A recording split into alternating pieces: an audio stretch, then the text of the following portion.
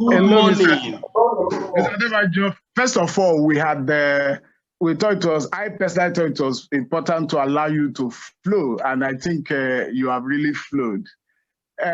First of all, the background, was quite good. It seems as if this liquidatorship business can be very profitable. So let me ask a non-legal question by asking, how, looking at your relationship with this liquidation you did, so it could be that you did it on an official capacity, I don't know. But what I want to ask you is, number one is, how do you determine the liquidator's remuneration? And how does it rank? How do you make sure that while you are servicing? I carefully veered off that. But I'll just give you one that I did. APP Oil and Gas, you must all have heard of that name in this country. The amount paid at that time was $14,000, as fee, excluding all expenses. And it was because it wasn't going to be long. There was a party before party. We had sat, we've been advised. You see, if a ship is sinking, you might have advised them, look, jettison this, make my job lighter. Because I want my job to be lighter as liquidator. What I don't know how to sell, don't give it to me. But if you give it to me, it will elongate the process and increase my fee as well. And even your own cost at the end. But today, I'm with a partner, we are negotiating one, and the fee we are asking is 10 million naira. That also depends on whether the company is good or bad. Okay, so sir, from what you're saying, on like a number of things where you have schedule of fees, is subject to your assessment of the complexity. Exactly, it's your discretion on the basis of what you think the job will entail. A job that will take you to Maiduguri, for instance, for tracing, can't charge anything that is peanuts, but you know the risk you are running in the Nigerian sky. Yes. Okay, thank you so much. Very useful. Professor Uche Wecha. My Oga, I'm grateful, sir. Here we go, see for 2 o'clock. By God's grace, we'll try, sir. Okay, sir. I'll see you. Thank you, sir. Sir, I have a follow-up question to that. Thank you. So who pays the liquidator? Is it determined? So I understand that you had a negotiation with the company. So do you mean that they pay you before they start the entire process? And is that captured in their final statement of affairs? Or how exactly does that work?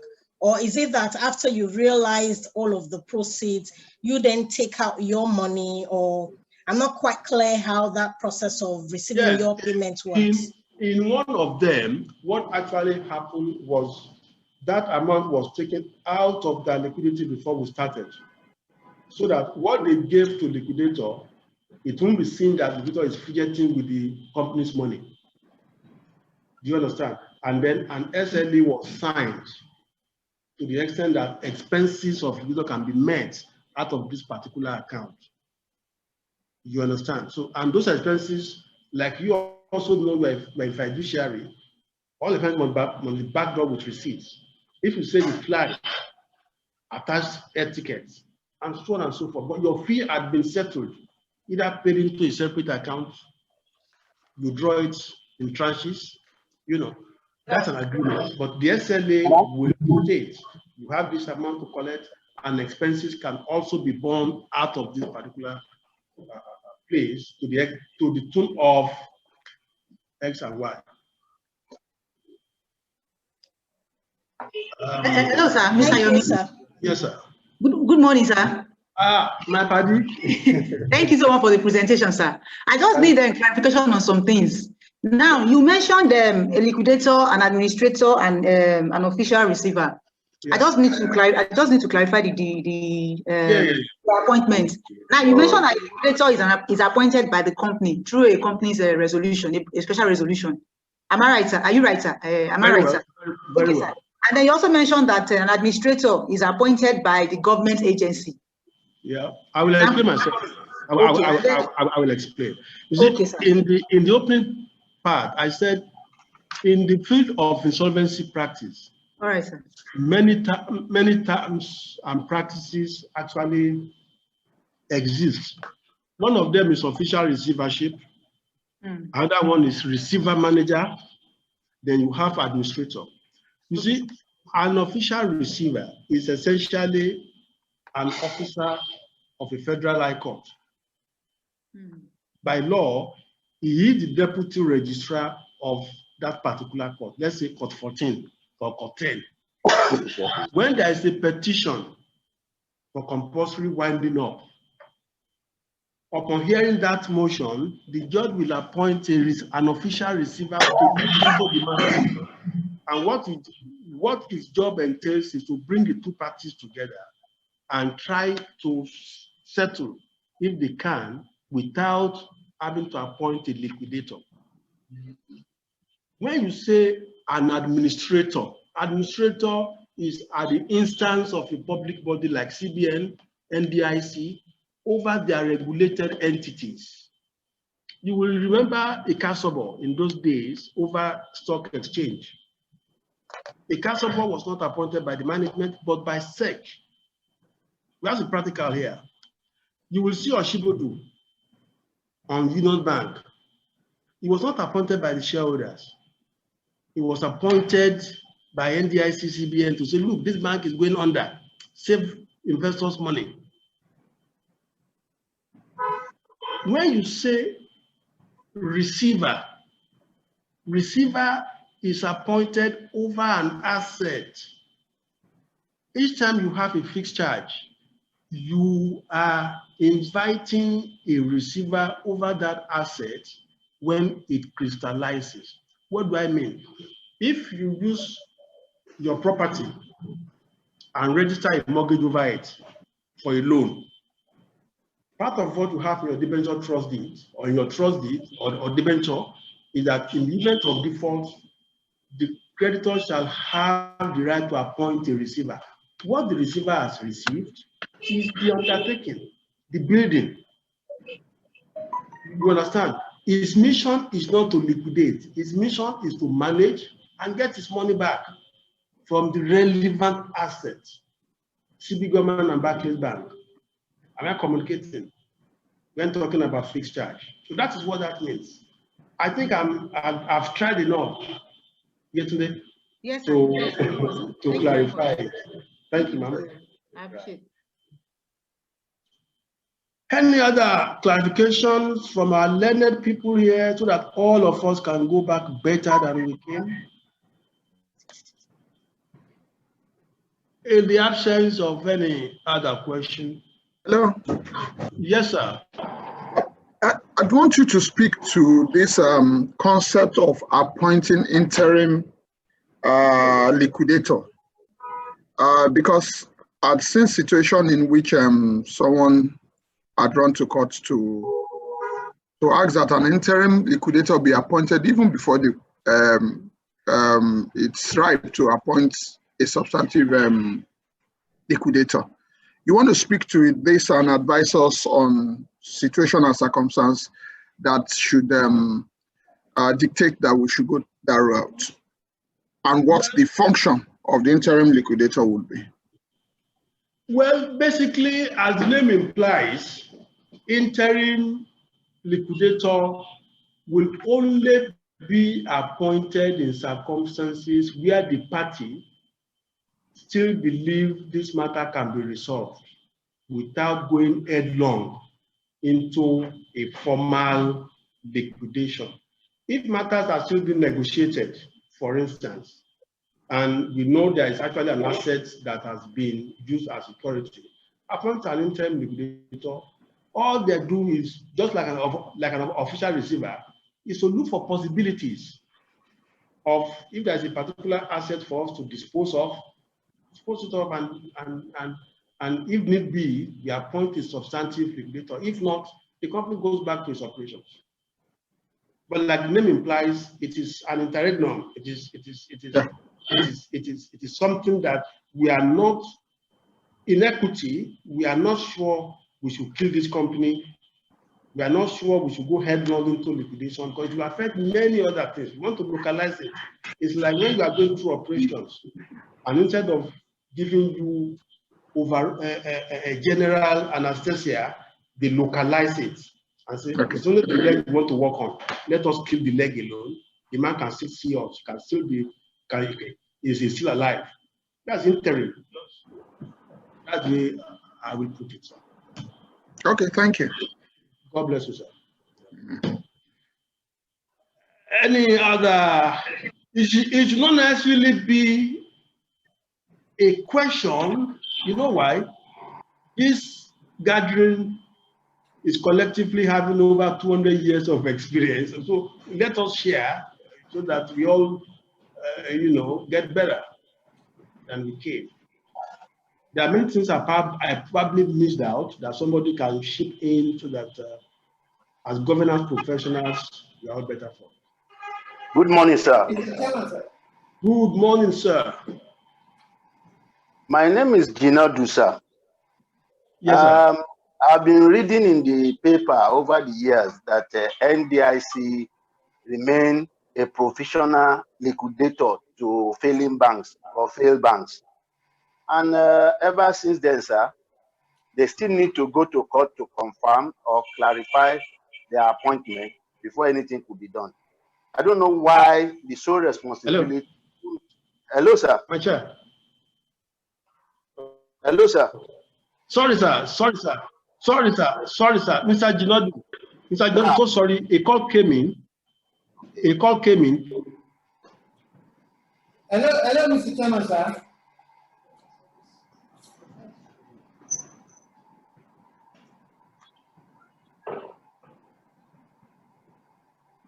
Yes, Mr. Jinadu.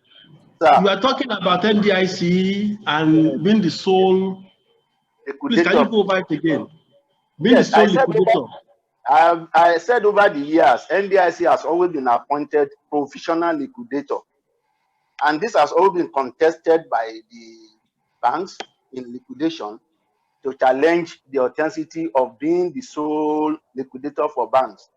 I don't know the relationship and if the appointment needs to be contested, having confirmed that the bank has failed or is on its way failing. Why should such events continue to delay the payment of depositors or the action for NDIC to carry out its official duty? Thank you, Mr. Jinadu. Mr. Chairman, sir, we would like to make that our last comment, sir, or question, so that we can start the second phase because we are really under time pressure, sir. Okay, no problems. No problems. You see, NDIC, as far as I know, is still a specialist in banking operations in Nigeria, But to make them the sole liquidator, believe me sincerely, can only be by regulation. And if regulations in Nigeria, if public bodies like CBN, NDIC are given such powers to unilaterally amend their regulations and say what they want at any point in time, such things can happen. It only takes one action to challenge it. Like you were alluding to, it is something that can be challenged. That the law we operate in Nigeria allows appointment of liquidator, But then we also have to be careful at whose instance is this liquidation. If it is at the instance of NDIC upon an inspection of a bank, that your risk asset is this, your PAR is at this level, and you are still holding a license, no, we shall liquidate you. It's a function of PAR of a bank. It's a function of their risk assets. It's a function of that of the depositors' funds. If the overall regulator in that field believes something urgent is needed, they probably won't leave it to you and I to handle, but they know what they have inspected, they know what needs to be done. On that note, gentlemen and ladies, I really, really appreciate your attention and contributions. On that note, we'll see you later in the day for those of us who are coming for the luncheon. Thank you, and God bless you all. Thank you, Yinka. Good morning, everyone. Please, I'm still disabled. Can Secretariat enable me or share the slide for me, whichever one works? Please, I'm still disabled. Mike, please.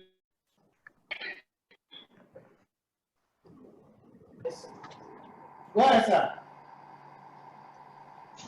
Good morning, everyone. It's a bit dark here, but it's going to get a bit better in 2 minutes. I hope you can hear me. Loud and clear, sir. We can hear you. Excellent, excellent. It's really a privilege and a pleasure to be here with you this morning. Sadly, the time is extremely short in terms of the conversation that we have today, because we're talking about board evaluation, and board evaluation is very, very critical to the work that we do as chartered secretaries. I don't know if I've been enabled so that I can share. Yeah, enabled. Yeah, enabled. Yeah, close. Okay, let's look.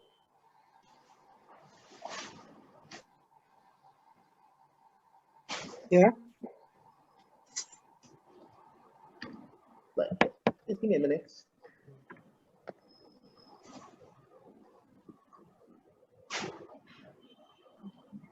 Just 1 minute, ladies and gentlemen, please. Do bear with me.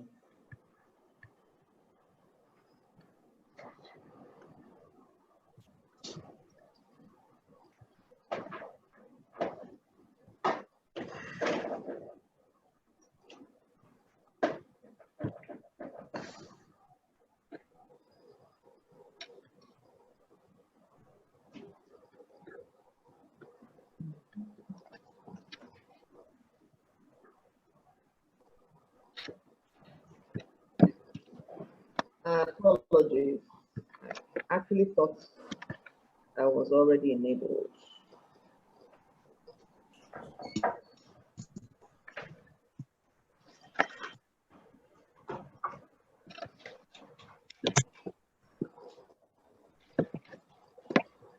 Maybe can we change the NPM?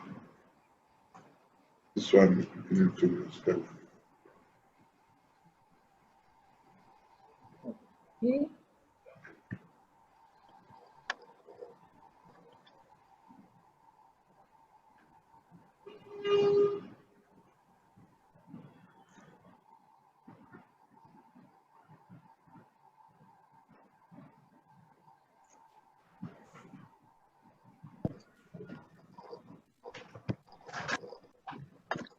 I'm going to try again. I don't know why.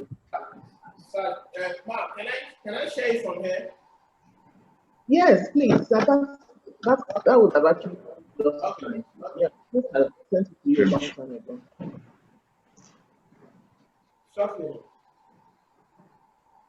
Please go ahead and share it. I don't know what the problem. I can see the slide myself, but clearly it's not coming up. All right, let me be speaking to it while we're waiting for them to share.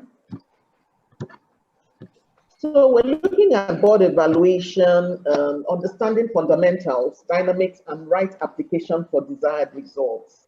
Okay. I have an outline that looks at the board evaluation in corporate governance, its significance, the standards, international standards, and leading practice, the Nigerian peculiarities as presented by our code,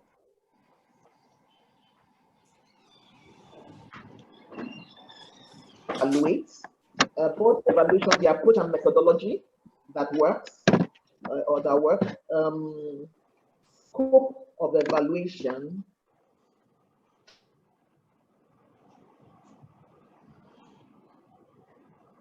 and technology that we use, and then of course reporting outcomes and implementation, and whatever next steps are necessary. So, great. So next slide, please. So evaluation is actually critical to improve board effectiveness, because it's important when you're talking about any concept, especially something like evaluation, it starts with what is it that we're trying to achieve. You cannot evaluate when the destination is not known. So first of all, you have to know what it is that is supposed to be achieved. So when you know what is supposed to be achieved, then you will be able to now wind back and evaluate the achievement of that parameter. So it's very important to first understand what is it that the board is supposed to be doing. The main thing about boards, if you look at our code, principle one of our Nigerian Code of Corporate Governance, which is quite similar and common amongst many other codes in different jurisdictions internationally, and also across Africa, is that every organization should have a board. And that could be a council, like in ICSAN. ICSAN has a governing council, IUB has a governing council.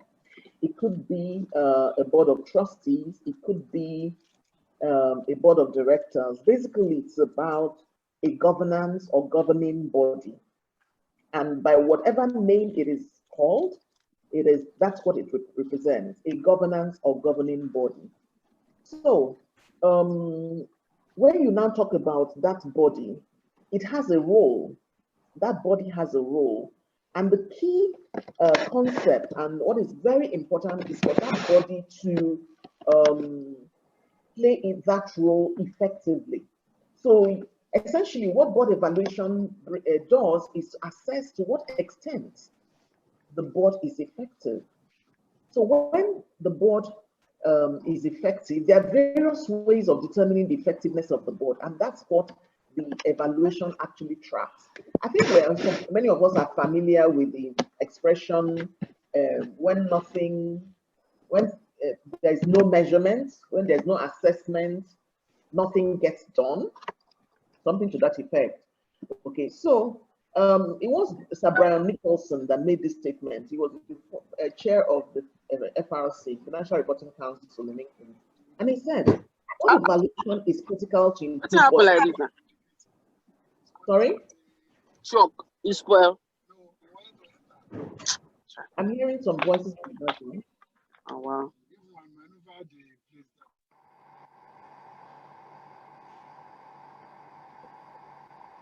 All right.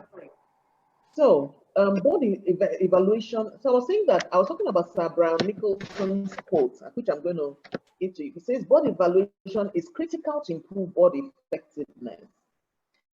But if weaknesses are not known, performance cannot be improved upon." So if weaknesses are not known, performance cannot be improved upon. So in order to have board effectiveness, therefore, it is important to have board evaluation. So the board evaluation would then reveal what the weaknesses are so that performance can be improved upon. Okay, I'll quickly go to the next slide.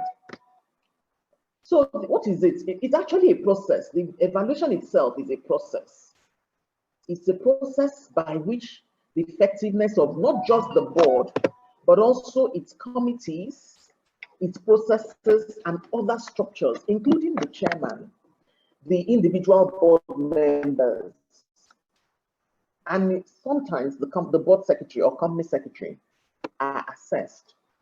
It's also, in fact, board evaluation has been known as the catalyst for good corporate governance. It has been well established in governance that good corporate governance is catalyzed by board evaluation. So the evaluation process looks at what the board has achieved. How did the board achieve these successes or failures, as the case may be? You can also achieve failure, if you know what I mean. Then the board itself is responsible for its evaluation, because the board is really the highest organ in the organization's operations. And I use that word operation loosely, because really and truly operations is done by management. The board is more an oversight body, but you know that as only meet board, and I'm talking about those shareholders in general meeting, even though they're a higher body than the board, they don't really get involved, except to receive these periodic reports. So it can be internal or external in terms of implementation of board evaluation. The implementation process itself can be internal or external. So we're going to be looking at it mostly from the external perspective. However, we'll touch a bit on the internal, very, very slightly. So features of effective boards. Remember, as I said at the beginning, in order to determine, in order to evaluate something, you have to first determine what that thing is supposed to be doing. If you don't know what it's supposed to be doing, then you cannot really evaluate it properly. So in the case of boards, we've talked about the fact that they have a responsibility to be effective. So our code says in principle 1, every company shall be led by an effective board. It didn't say every company should be led by a board, but by an effective board. And of course, it goes on to describe the roles, the things that effective board does. So in terms of effectiveness, ICSA UK has this slide, which I thought I should bring to us, given that this is an ICSA program as well, showing pillars. What are the key pillars for board effectiveness? What are the features of board effectiveness? Features that show that a board is actually effective. So you see the strength of the chairman's leadership. So clearly that's one of the areas that will be evaluated in a good governance evaluation, a good body evaluation. Quality of the executive and non-executive partnership. Don't forget that the executives are the one there on a day-to-day basis, so they have to pass information to the non-execs. Without the information received from the executives, the non-execs cannot actually be effective. So the board as a whole cannot be effective. Best-in-class information and process architecture, very, very key, okay? Competence, character, and behavior of the directors. So we're now talking about also the soft issues, because the tone at the top must be very, very key and very clear, very ethical. So for a board to really be effective, there has to be that clear tone at the top, but it's not enough to have just competence. Sometimes we focus so much on competence, we forget that character is as important, even not in some people's views, even more important. But I always call it the two sides to a coin. There are two sides to a coin in this thing called corporate governance.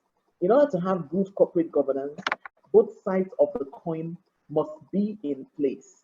And we're talking about the side of the principles and pillars, the soft issues, and then of course the side of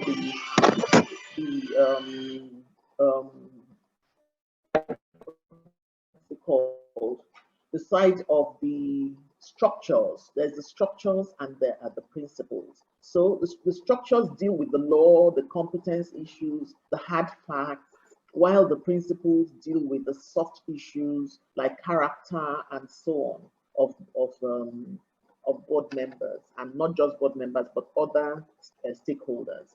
Then we'll go quickly to the team, board team dynamics. Team dynamics is critical because no matter the processes and things you have on ground in the company, if the team dynamics is not right, it will not be done. It will still not work. So where there are divisions, and I will share experiences in terms of even divisions where the board is split into resourceful board in terms of the kinds of human beings seated in that board, the mix of skills and all those things. But because of team dynamic issues, the board is not working effectively. These are all things that are evaluated in the course of an evaluation.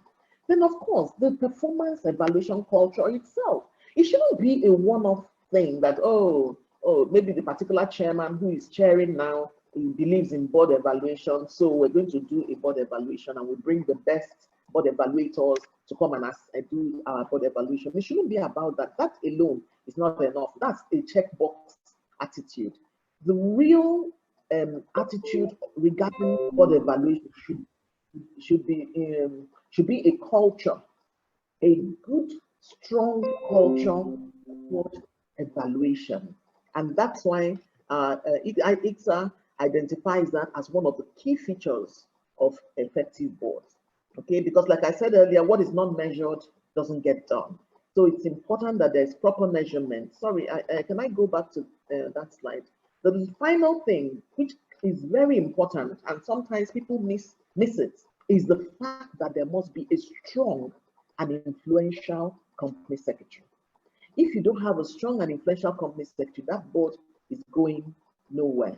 Next slide, please. Truth be told, people often do not understand the significance of a good company secretary. But I always say that we should be mindful of the fact that it's not enough to have an influential company secretary. It has to be one that is strong, one that knows their onions.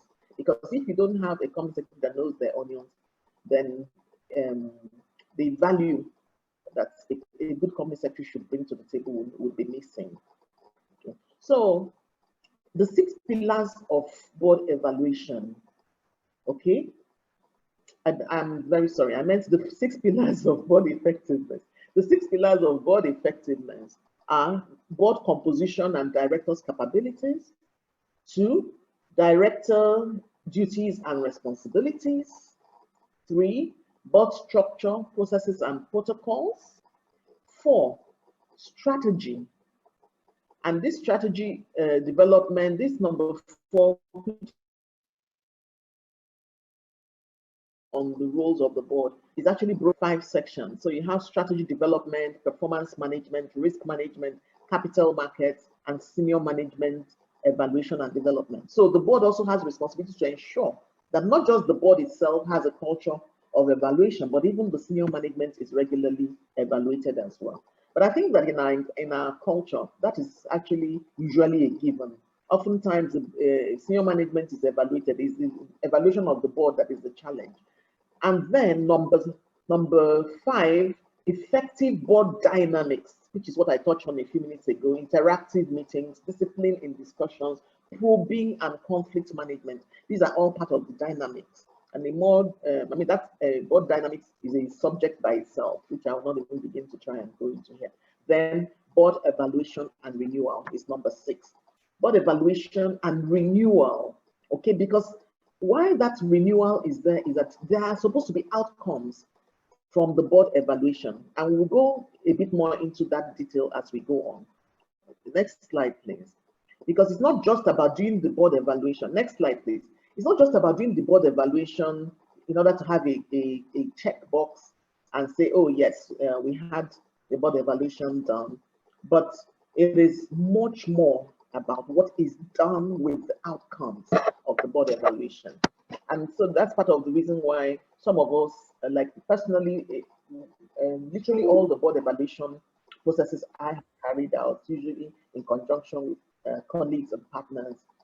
What we always do is to ask for the results of the previous board evaluation.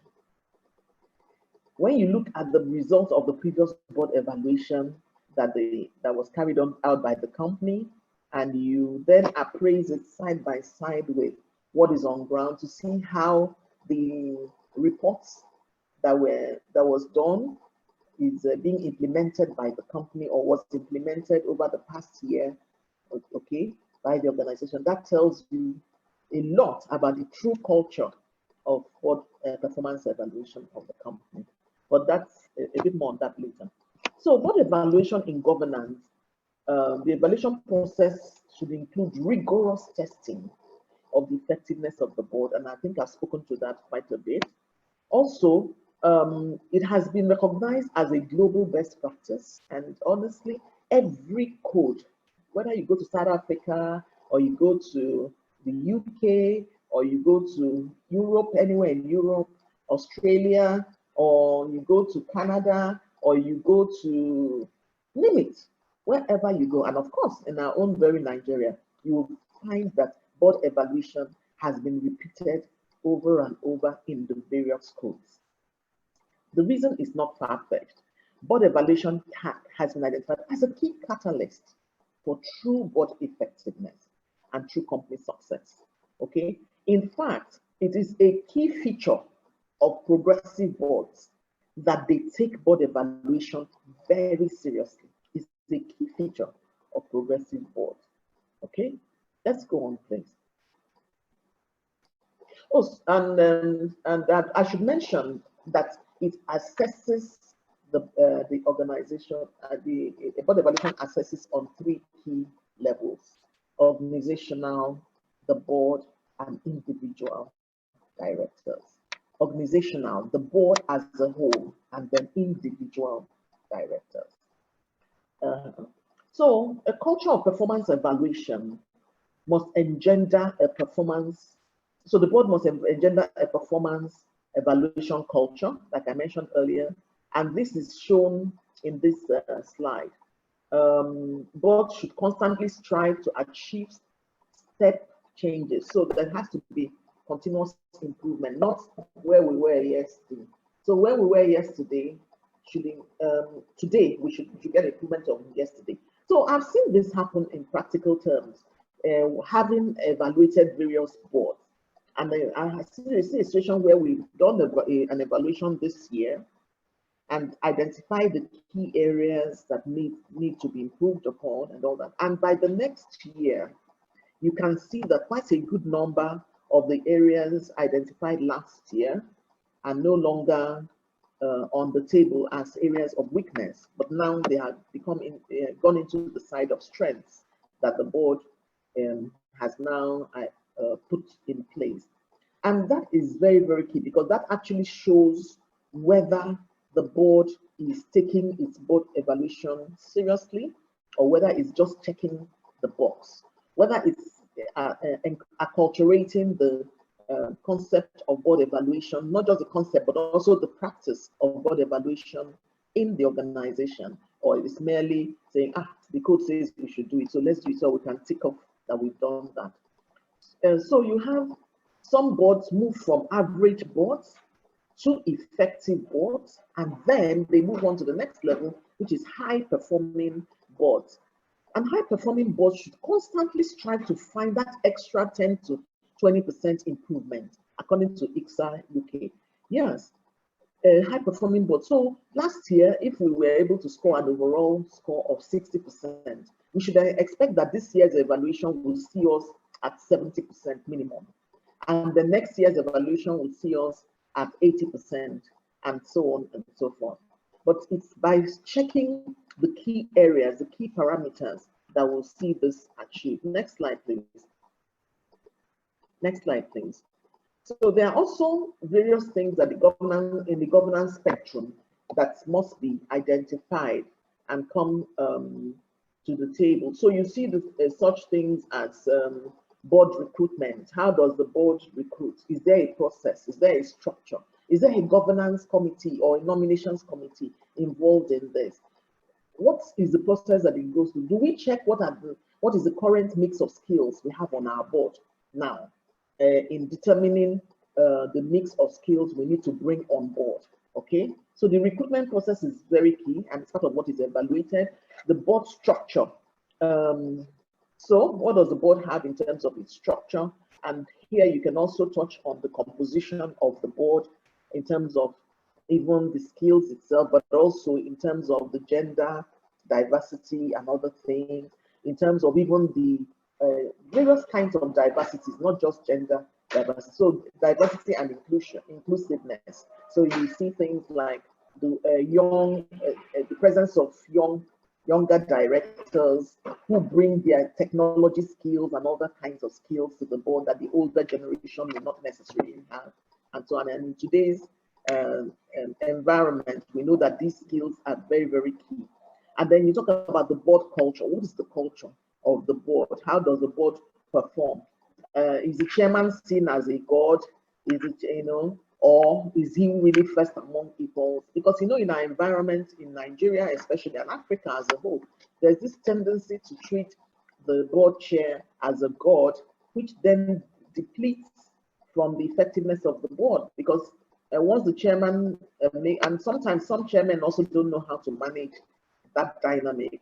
Because if you realize that your directors are treating you like a god, then it's up to you to make sure that you use that well by making them bring their thoughts to the table before you bring in yours. But if such a chairman comes to the board meeting and is the first person to express an opinion on a particular matter, you know that such directors will now shy away, or they could shy away from expressing their own views, especially if the views differ from that of the chair. So the board will not get the best of, the company will not get the best of even the diversity and the mix of skills that the board has. And the whole essence of having a good board mix will be lost. So what is the culture? How does the board operate? You know, is the chairman sensitive to such things? Because really, I've seen that one of the most important features of success of the board is actually the role of the board chair. And that is part of the reason why governor in the board evaluation, not just the individual directors are praised as individual directors, and that includes the chairman himself in his capacity as a director, but also the role of the chairman is also appraised as that role. Very importantly, how effectively the chairman is making the governance systems of the organization to work well. Education and development, of course, continuous education of the board members is part of the requirements of having an intentional governance spectrum, which brings out effectiveness of the board. So most codes also provide for induction of new directors, but not just induction of new directors, but also continuous development of existing directors. So that, of course, goes to the role of the board secretary. And if there's any board, maybe governance committee that's responsible for those that has that as part of its terms of reference. So these are, in evaluating the board, therefore, how effective their education and development, process is carried out is also a key feature for the evaluation. And of course, evaluation and performance. So when you talk about evaluation, what are the past evaluations that have been done and what has the performance become as a consequence or in relation to key areas of strength? Because evaluation is not just about identifying weaknesses, it's also about identifying strengths. So if we've identified some specific strengths of the board, then how are these strengths now being leveraged upon to even be stronger? So to achieve that, moving from 60 to 70% or moving from 70 to 80%, how have we brought along the strengths that were identified? It would not make sense if we already scored a 60% and then we now focus so much on the areas of the 40% missing that we forgot the 60%, and then in the next year we now score a 40%. It certainly would not make sense. The whole idea of board evaluation is to build on and build on and build on what we have achieved in times past. Then, of course, is the continuous governance improvement. A continuous governance, you see, board evaluation is not just about, oh, let's check the box, we have done the board evaluation, but it's also about, is actually about ensuring a continuous governance development and improvement in the organization. Okay, because remember, like I said at the beginning, before you can begin to do an evaluation is an appraisal, is an assessment, is it's a measure. Before you can start measuring, you must understand where it's supposed to be.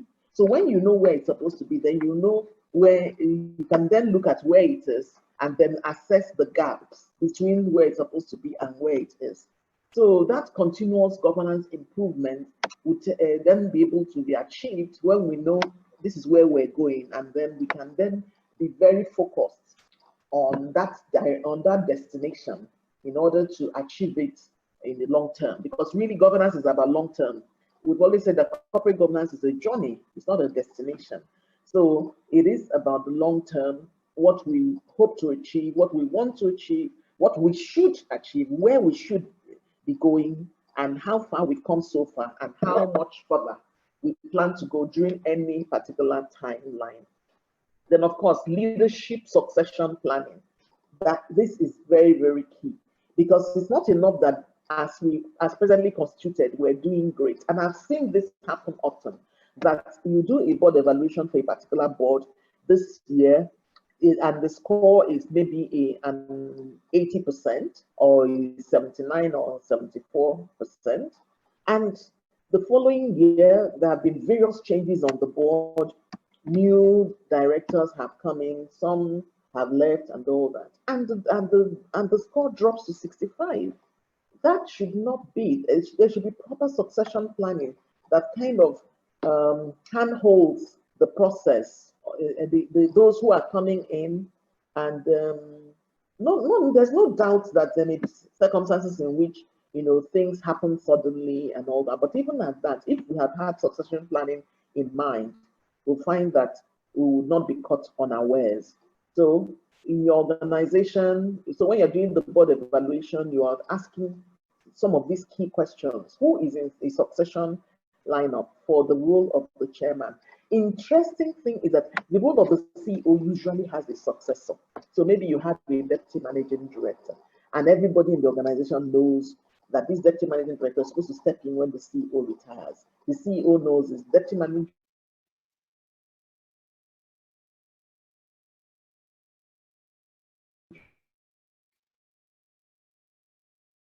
director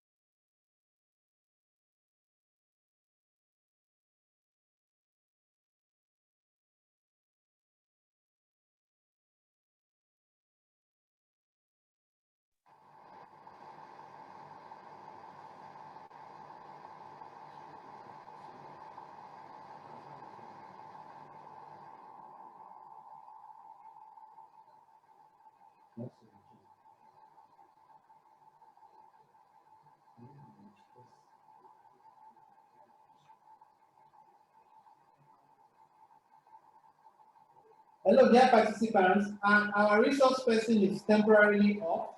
We are sure she will rejoin shortly, but we just call her off. Small challenge with the internet, and we are dealing with it from the back end. And this will take just a minute or two. Please bear with us.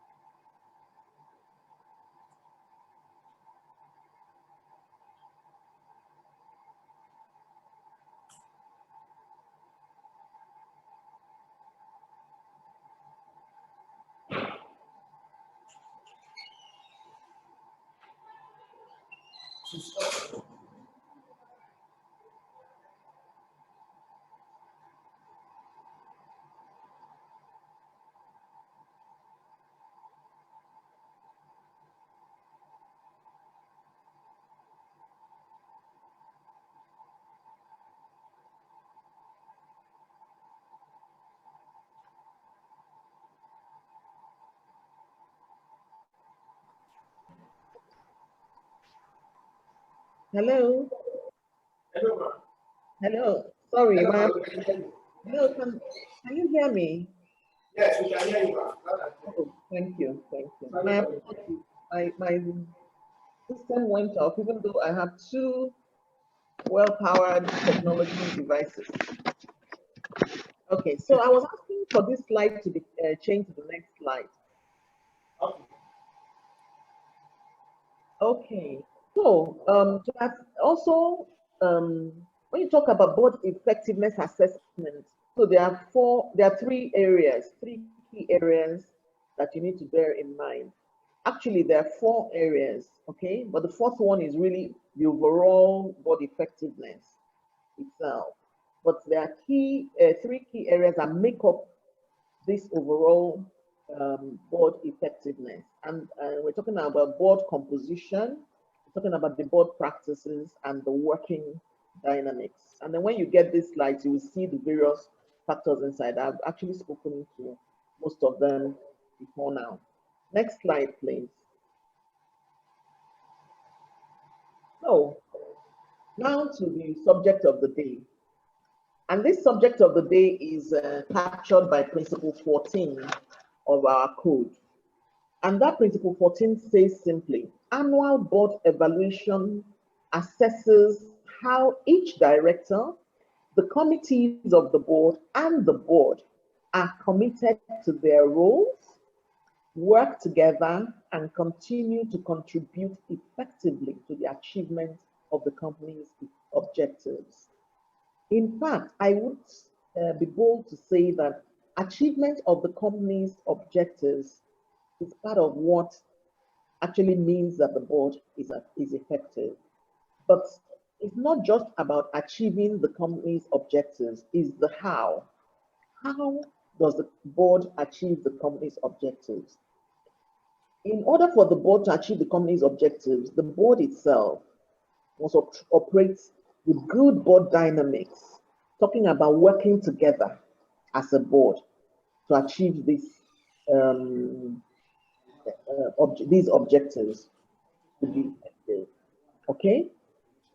It talks about the board committees or whatever structures the board has put in place, that the committees of the board in relation to from one company to the next are different. So if you have a bank, for example, I know that one of the key committees when I was in the bank, or some of the key committees when I was in the bank, risk management, then of course, credit committee, okay? The board credit committee that had to determine what loans above management limits should be actually approved and given out and so on and so forth. But the average company does not have a board credit committee. If you're not a financial institution, you don't give out credit, you're not going to be having a board credit committee. Okay. So from organization to organization, these committees would differ. But the important thing is that the board deliberately determines what committees it needs to support its work, as a board, for it to be effective and for the company's objectives to be attained. Again, how each director brings his own peculiar skill to the board is very important. And how it happens with boards where you find that some directors think that because we're a financial institution, for example, the most important board members in our team are the bankers. So they think, the bankers, they are the ones who know. So we have 2 bankers in a board of 10 or 11. And the rest of the board and the chairman and the rest of the board are literally deferring to them every moment. They feel that, these are the guys who have the experience about banking and all that.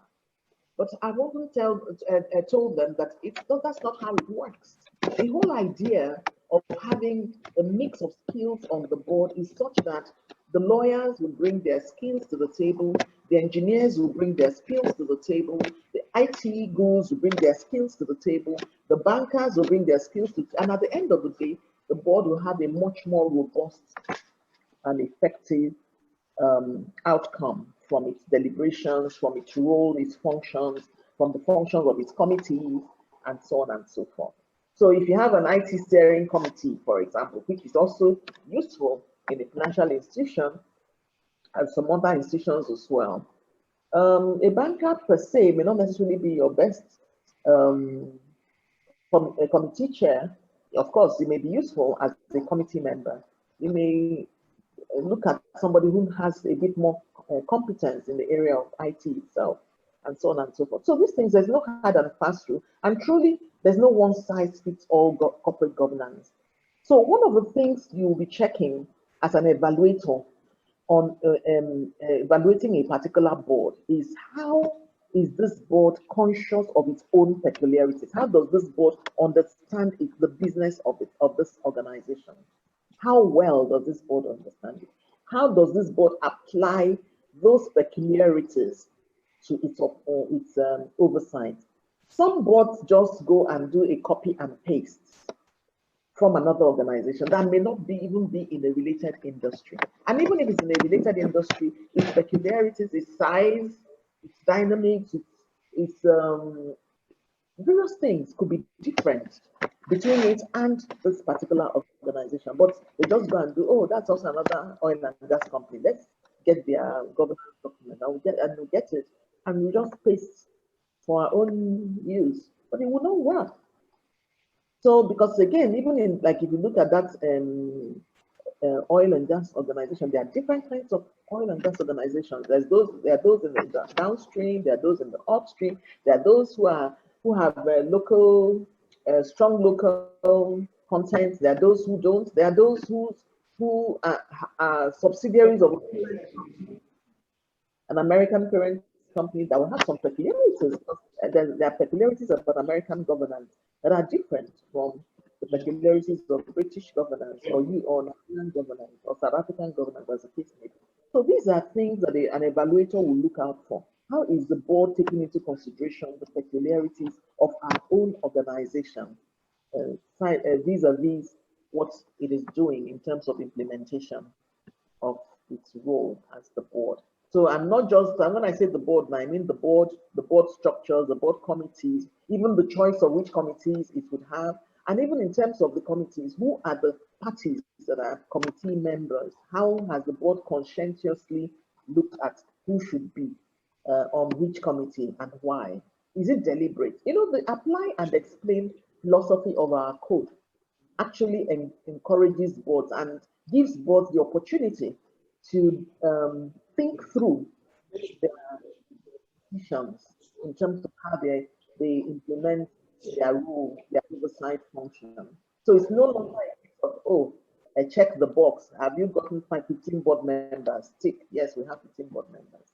Is your chairman absent from every committee? Yes, we have. The chairman is not a member of any committee. Tick. Do you have a non-executive director as chair of, or a non-executive, whether director or shareholder, as the case may be, whether it's a PLC or a private company, as chair of your audit committee? Yes, it's no longer about that. It's really about looking at the peculiarities of our own organization and identifying what works for this organization. And the evaluator would then now look at how the company has done that, how the board has done that. How does the evaluator get to that, to achieve and get these outcomes, to determine these things, how well the board has thought through these things? How does the evaluator achieve that? How can the evaluator make sure that he or she is actually assessing the board correctly? These are some of the things that will come out as we continue this conversation. Next slide, please. So the scope of the evaluation itself, who and what do we evaluate? And I think by now you've gotten some of these things from the conversations that we've had so far in terms of seeing the role of evaluation. When you're talking about evaluation, it's in relation to measuring what are we trying to measure? Okay, if it's the evaluation of a board, obviously it's measuring the role of the board. And what role does the board have?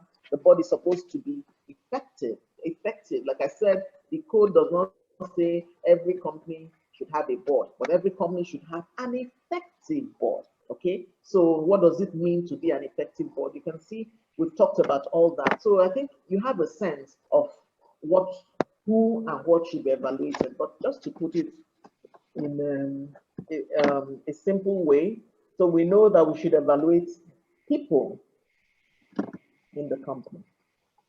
So if we should evaluate the people in the company, we look at the people in terms of composition, of the board itself and the diversity that it represents in terms of composition. So we look at composition and diversity. I've talked about the chairman, that even after evaluating individual directors, okay, even aside from evaluating individual directors, I mean, evaluating the person who is the chairman as a director, there is also the role of director, okay? So, I beg your pardon, the role of chairman, okay? There's also evaluating the role of chairman. How does the chairman make sure the board is working well and working well together? Then, of course, we talked about the board members, individual board members. Okay, we also saw from that last slide where we looked at the code principle 14 that it talks about evaluating the individual directors, evaluating the committees, and evaluating the board as a whole. Okay, so it talks about evaluating the board members themselves. And of course, there are these special human beings called the independent directors. So even though they are board members, but they have a role to play, they are independent directors. I can tell you, with Dr. Nosiki and I, we've had some very interesting experience. I asked a simple question to a board member and to many board members. So who are the independent directors in this company? And sometimes the directors don't know who the independent directors are. That right there is a problem. Right there is a challenge. Because if the directors don't know who the independent directors are, then they're not really placing any obligation, any responsibility on those independent directors to play their role of independence. Because there's a role that is expected from independent directors. It's not just a checkbox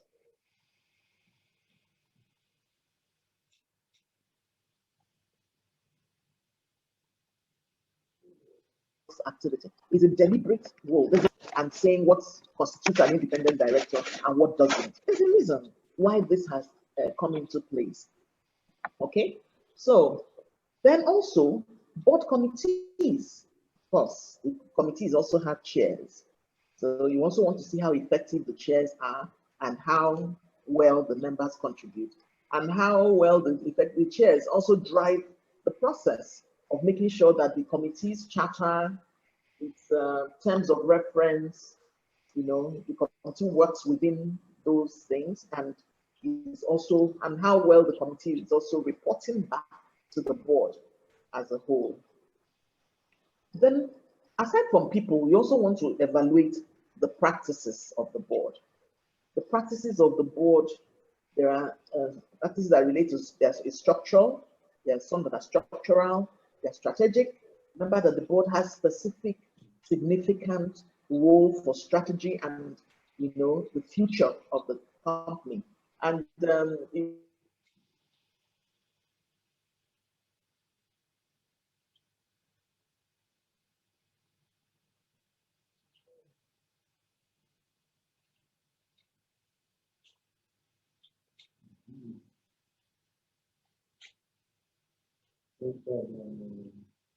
was the IFC, because Yinka mentioned that I play the key role, is the issue that the board, the non-executives should be directors who have their nose in, their hands out. And I usually describe it by putting my hands behind my back. Unfortunately, because we're not in a physical session, you probably don't see how I demonstrate it. But yes, that is very, very key. But that does not take away from the role of the board for strategy. And of course, governance and organizational practices, the governance practices of the organization, of the company, the way at the board level, then at organizational level as well. Then of course the processes. For starters, policies are approved by the board. Until a policy is approved by the board, it's not really a valid policy. So policies give rise to processes, procedures, and so on for how these things will be run. So how is the board doing all this? What is even the process the board itself goes through in its meetings, in its committees, in its in the approval process for policies and so on and so forth. Next slide, please.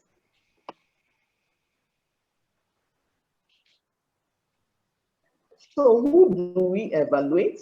I think we've gotten that. We evaluate the board, we evaluate the individuals, evaluate the committees, we evaluate the individuals in the committees as well, and so on. Next slide, please. Next slide. What to evaluate? I'd like you to actually take key interest in this particular slide. Again, another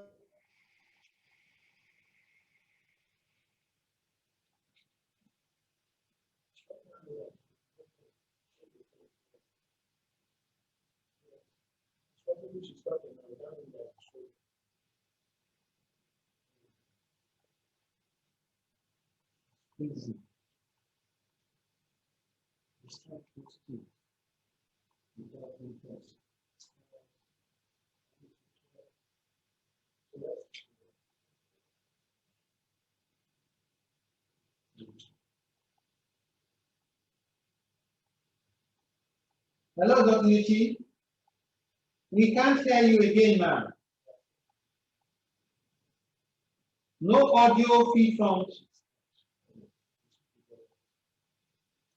I think the system has thrown Dr. Nichi out again. We will quickly connect with her and make sure we bring her back to the platform. Please bear with us.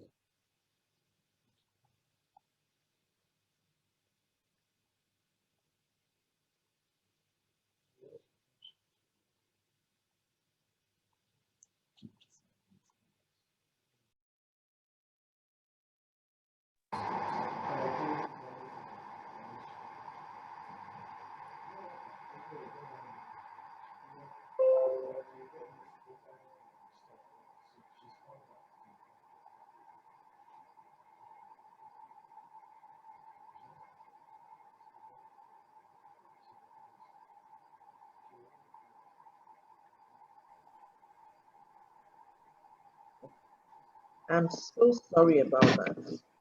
I don't know why the system went off. It's showing that I have full data on my system, but my deep apologies about that, please.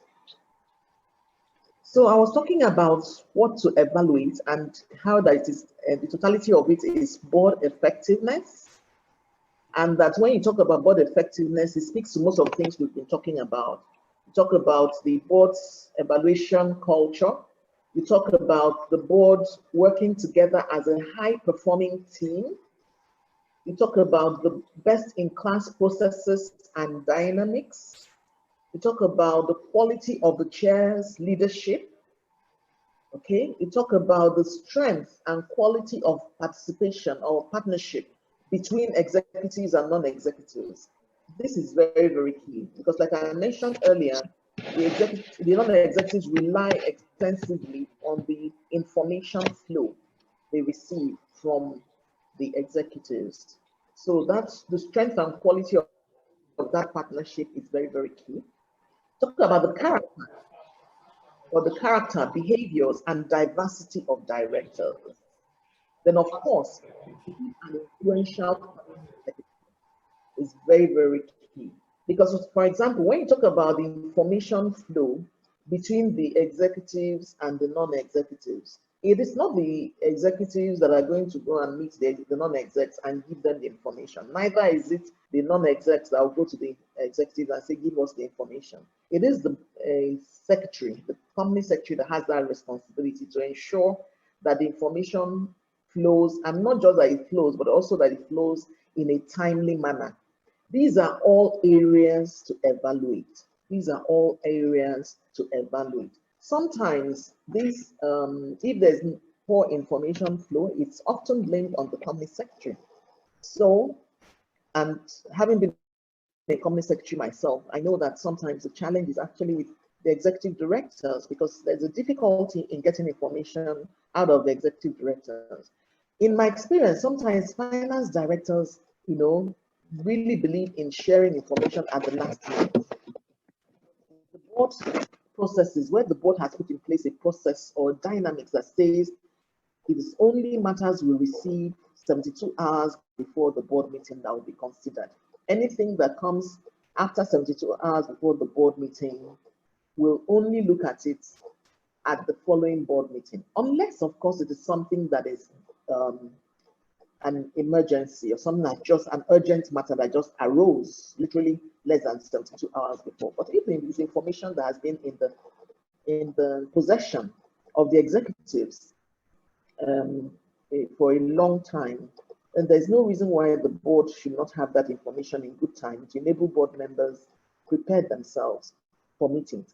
Again, preparedness of board members, their preparation, how well prepared they are for board meetings is another key area that is evaluated.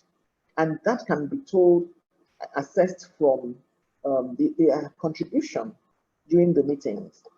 A recent board evaluation Dr. Nosike and I did, one of the directors was very upset because the other directors said he doesn't come to the meetings prepared. And that was in their peer review, because that's one of the areas of evaluation as well. So, and he couldn't understand why the others felt he wasn't as well prepared as he should be.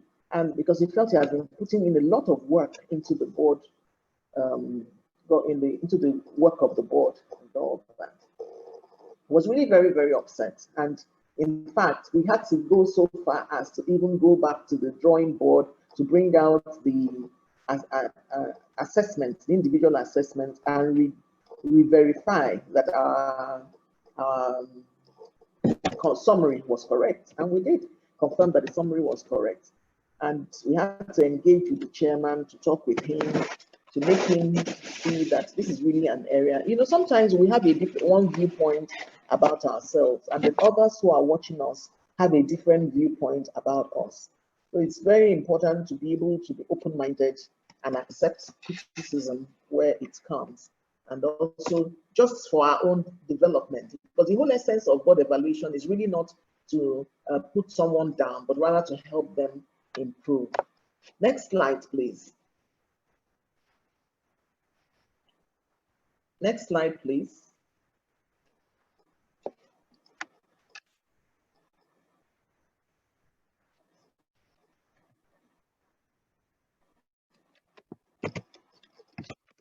Okay, thank you. So, so the scope of board evaluation. So when you talk about the scope, it touches on various things. So you see director performance. By director performance, we're talking about individual director performance. Of course, lead director performance. Like I mentioned earlier, not just as a director, but also in the specific lead role. So for example, the chairman has a lead role. The independent director has a peculiar role. So you have to also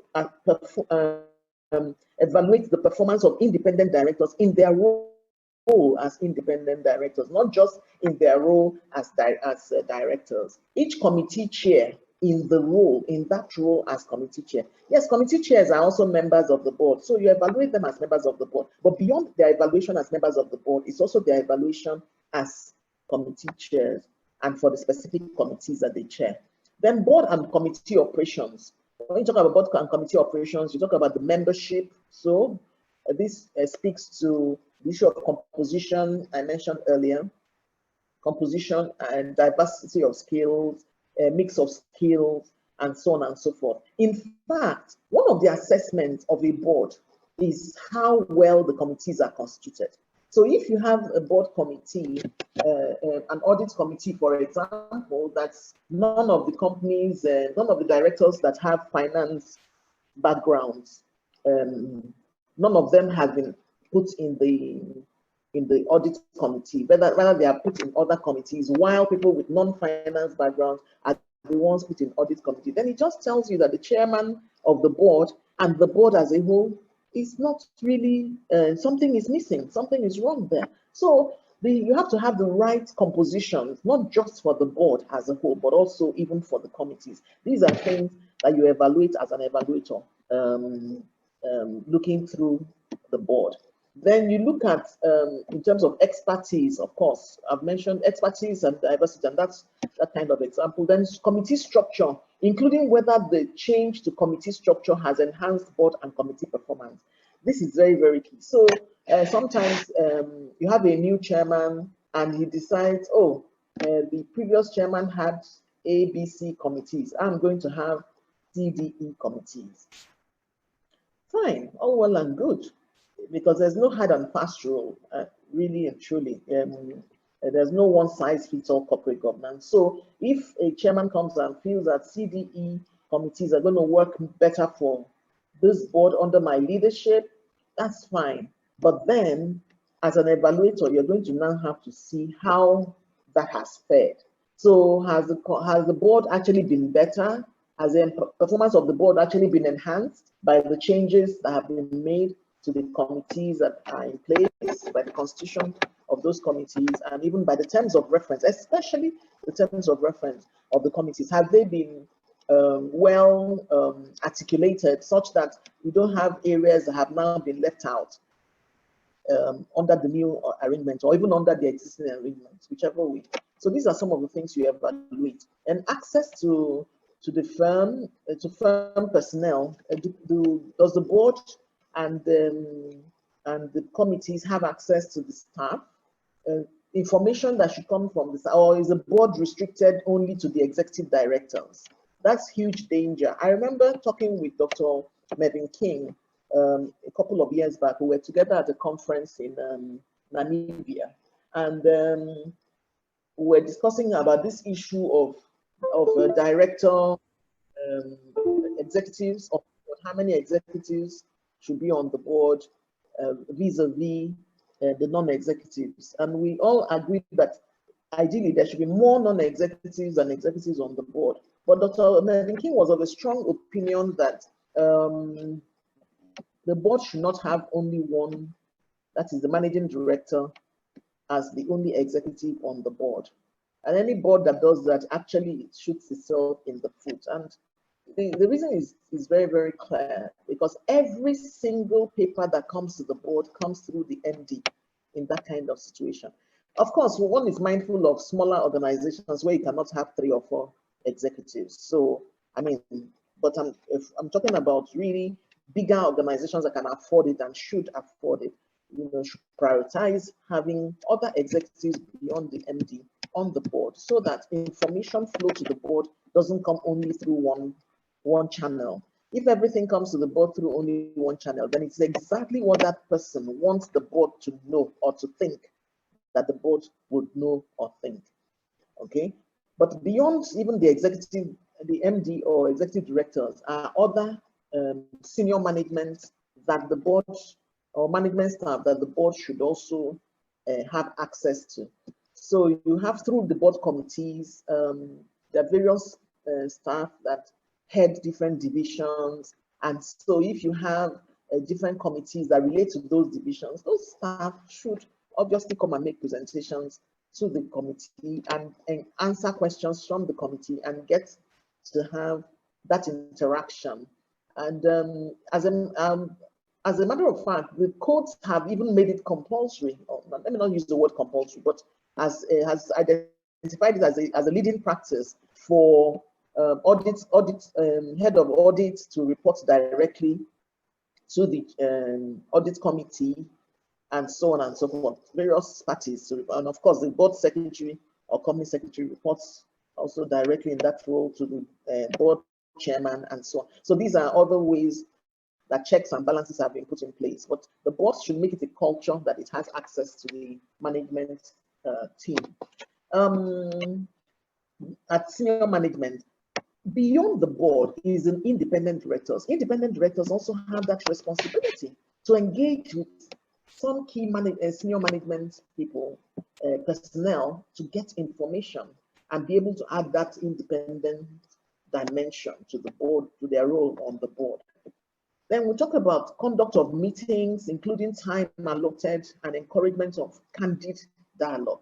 That expression, encouragement of candid dialogue, is a critical aspect that needs to be evaluated, because really and truly, one of the key features of a successful board is its commitment to dissent. Dissent, D-I-S-E-N-T. Is it S-E-N-T or S-S-E-N-T? Okay, dissent, D-I-S-E-N-T. Dissent, that is holding a different view, if you like. Holding a view different from that of every other person. It's an obligation that every director owes to the company to express his views, his dissenting view in a situation where he does not agree to what has been said or what direction that the board as a whole is going. This prevents groupthink, because the directors are actually liable to groupthink. Of course, in evaluating conduct of meetings, including time allotted for and encouragement of candid dialogue, it's a way to assess the effectiveness of the board in terms of it's not being a board of people who all say yes, yes, yes, yes, yes, to what a particular powerful director says. And that powerful director may not necessarily be the chairman, it may be the CEO. So there's usually a powerful or influential director or a powerful or influential group of directors. And essentially, corporate governance codes are trying to eliminate those influences from the board and from the oversight of the company. And if the evaluation reveals that these people are at play, then it's a challenge and it should be immediately flagged by the evaluator. And again, I ask the question, how is the evaluator going to know that this is in place? And we'll get to that. Board performance, key areas of focus for the board is one of the things that you evaluate. What are the areas the board is focusing on? Does the board consider reputation of the organization and even of the board and its directors? What is the strategy oversight like? What is the consideration of shareholder value? And what is the consideration of shareholders' feedback, capital planning, etc.? How does the board demonstrate performance? That's still a question that a board evaluation must determine how to answer. And how is that to be answered? We'll see it shortly. So, committee performance.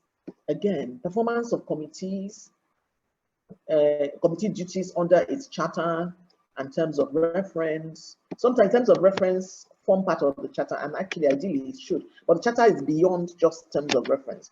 Charter has to do also with the way the committee is composed, and so on and so forth, how the chairman is determined, the meeting structure, how the meeting goes on, and so charter is a bit wider. So terms of reference alone is not enough. Okay. Consideration of reputation, effectiveness of outside advisors. Of course, committees is one of the structures that the board should use for bringing in external advisors on key issues that the board wants advice on. Because the whole essence of committees is for them to drill down on some issues, in the time frame that the board may not be able to, because each committee has time to address its own specific area of influence, whereas the board has to address everything. And when you're talking about a board meeting that lasts maybe 3 to 4 hours, and the committee meeting may last 2 to 3 hours, and be able to drill down on the specific item and then bring it to the board, so the board can then make an informed decision on that. So the committee has time to get external advisors and all that. It doesn't mean the board should not get external advisors. The board should, when the board still thinks that necessary. Identification of topics that should receive more attention and discussion. This issue of prioritization is very key, not only at committee, but also at board meetings. We have evaluated a company, and we realized that one of the key things that the board was always according time to was shareholder value. Oh, that company, the board was very interested in shareholder value and in a dividend payment. Every single meeting, literally every single meeting, and I'm not exaggerating, had to do with either giving on dividend, considering half-year dividend, or the dividends, or the full-year dividend. One thing, there was always dividend, shareholder value, and so on. Not even shareholder feedback, but they were just interested in enhancing of shareholder value, to the detriment of so many other items that the board should also consider. Things like strategy oversight, things like communication with stakeholders, things like, different other things suffered because every single time the board was looking at shareholder value, dividend. This is very important. Shareholder value is very important. Dividend, very important. However, the board has to know how to put appropriate time in, allocate appropriate time to specific items. Next slide, please.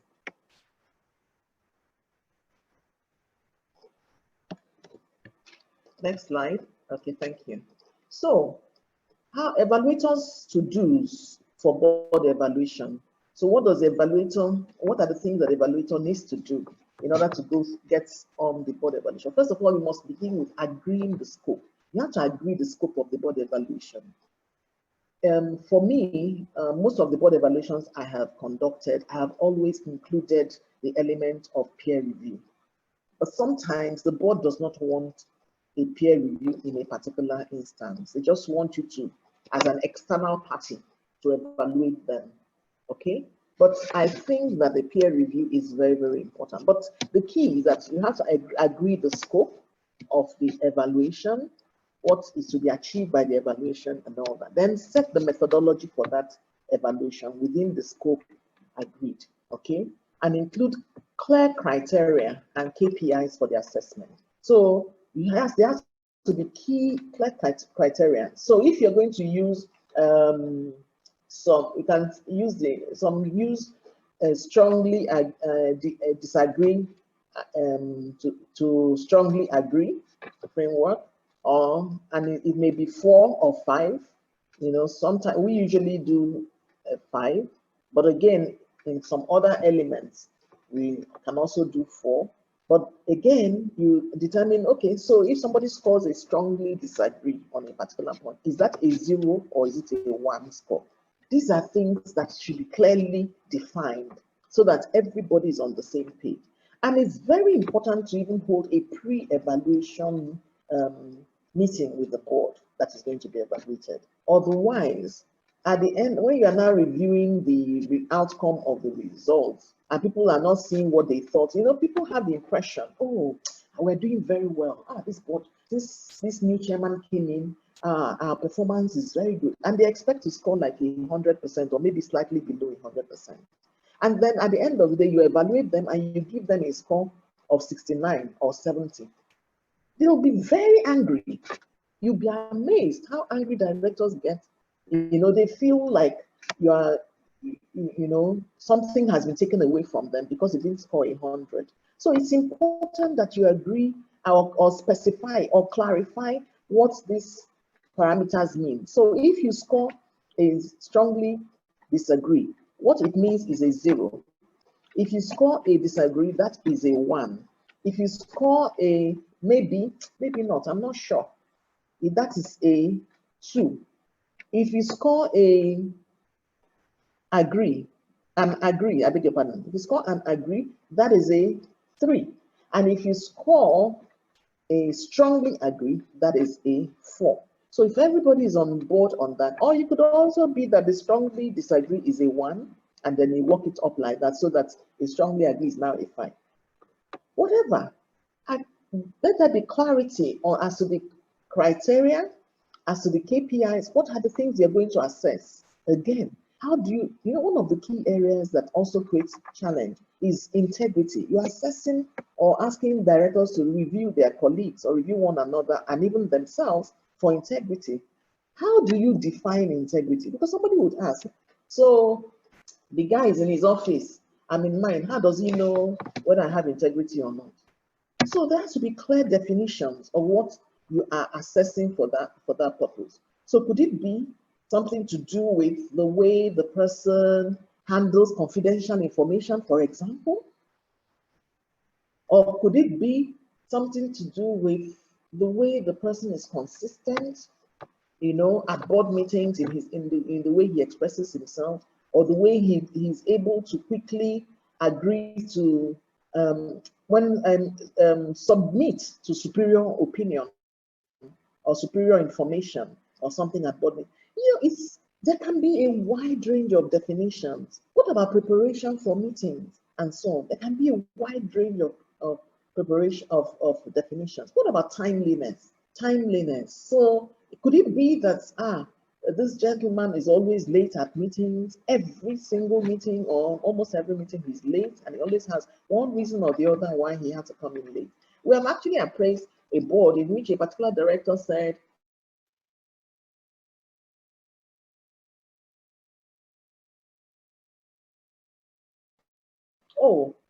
my grooming from never ever go to a meeting early.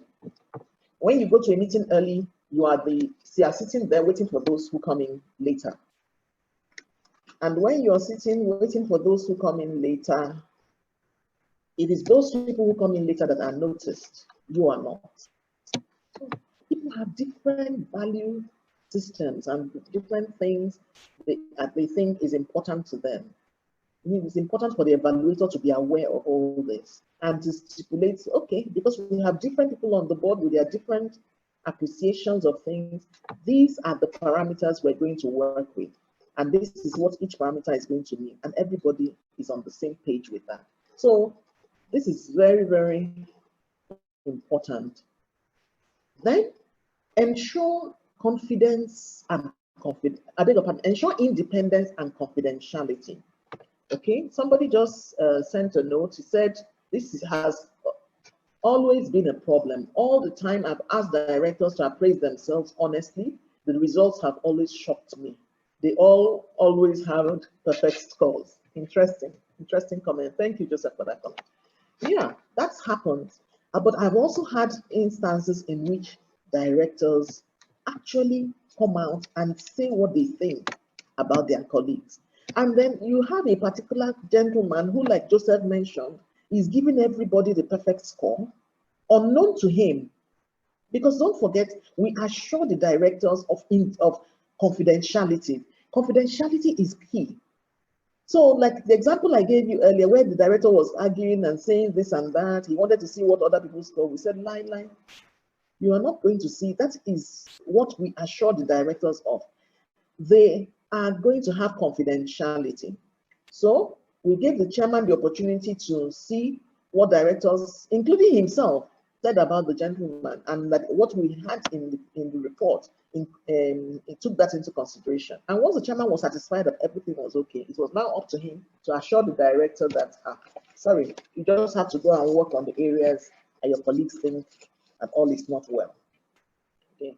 So the danger for some directors that they are busy giving others perfect scores, then some people are not giving them perfect scores. They end up being the one below average, below the board average in the report.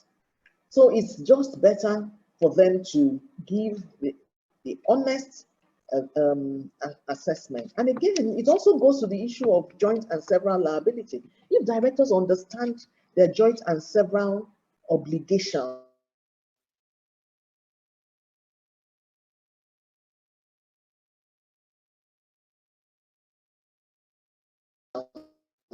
then they will know that it is better for them to trouble because someone they didn't tell the truth continues with making a mess of things. And at the end of the day, when there's a crisis, they get held responsible for it.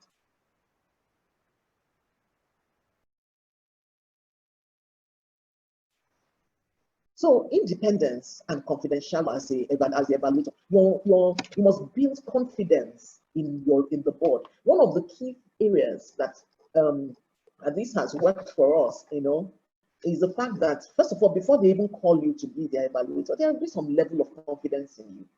And when they know that you will say it as it is, that level of confidence is increased. And when someone is like, recently we were sitting with chairman to do his peer assessment, his one-on-one conversations with the directors following their peer review reports. And we're having these conversations and we were guiding the process and drawing attention to the directors' areas of shortcoming and what we did. The chairman was just amazed at just how professional we were. We were not even blinking an eyelid, because when we have a negative gap, we say it as it is, irrespective of who it is. And I look the director in the face and say, yes, this is the area you need to improve on this. Even your colleagues have said so. These are the comments they made concerning you and all that.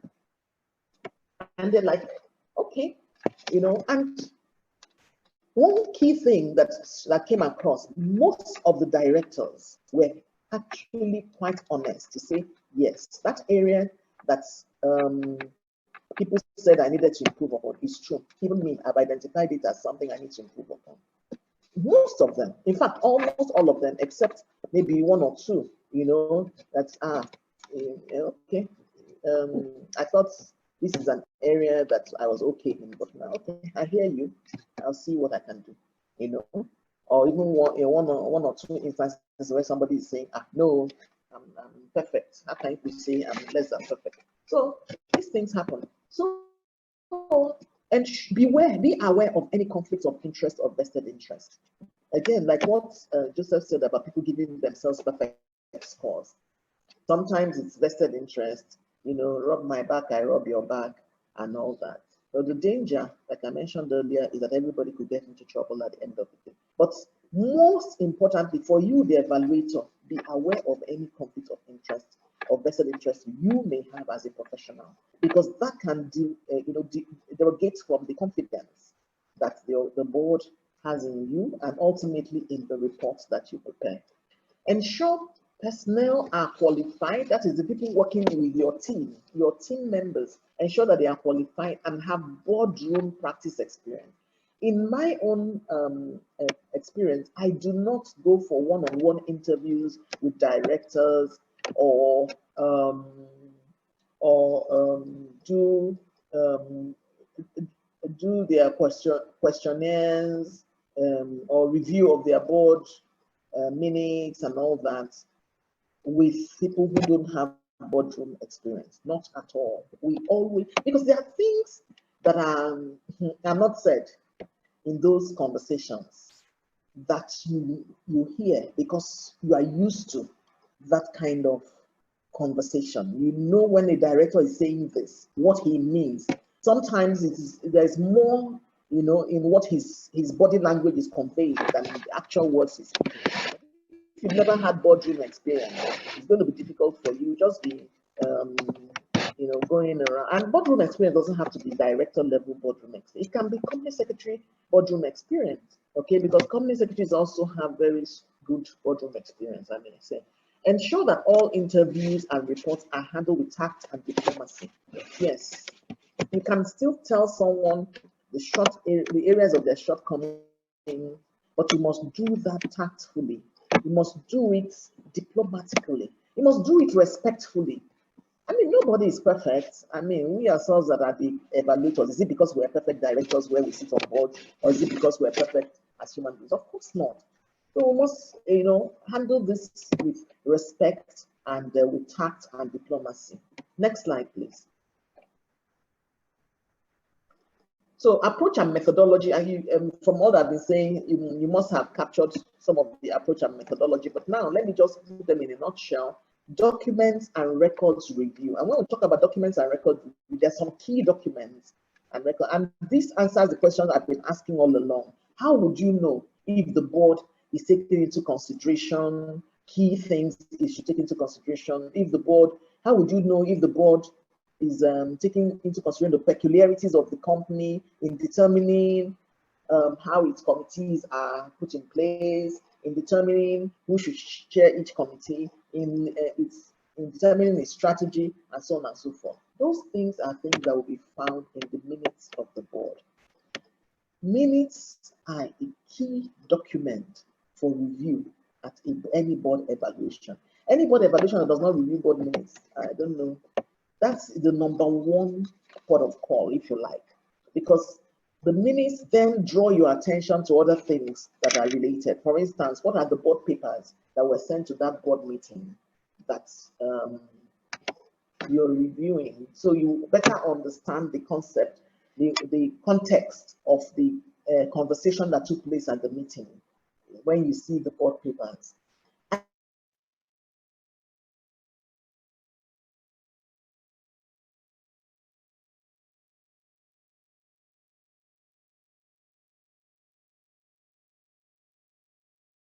I must say that minutes are not foolproof because some minutes is also about approach of the board secretary, or they're not very useful for board evaluation. In fact, minutes of resolution are not very useful for corporate governance purposes generally, because you don't know which directors are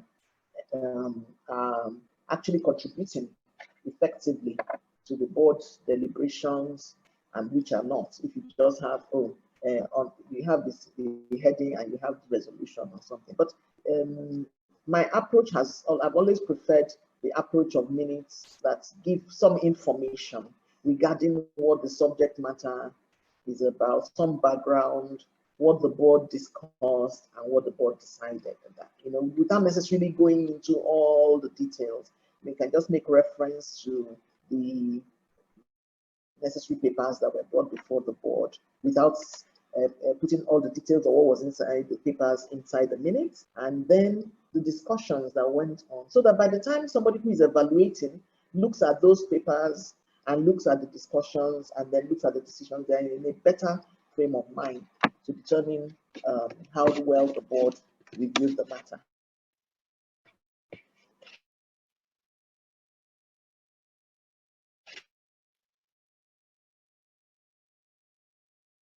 But there are various records, and these records will differ from other types of questionnaires. The first one has to do with the board evaluation itself. The board evaluation itself, the questionnaires relate to how the directors perceive their performance, how the directors perceive their performance as a board. And then before you now go to how the directors, the peer review itself is also another questionnaire. So the second questionnaire relates to the peer review. Then interviews and engagements. I've talked about one-on-one interviews and also using right resources to engage directors on the one-on-one interviews. The interviews, you should go with your questions, but these add value to the questionnaires because sometimes you ask in the questionnaires, you give them room to tick, especially online questionnaires. You give them opportunity to tick what they want to, their choice is. But even though you also give them opportunity to write, express themselves beyond the ticking, many directors sometimes don't do that. They just opt to tick because they just want to, they're very busy people, they want to get it over and done with on the questionnaires. Again, the questionnaires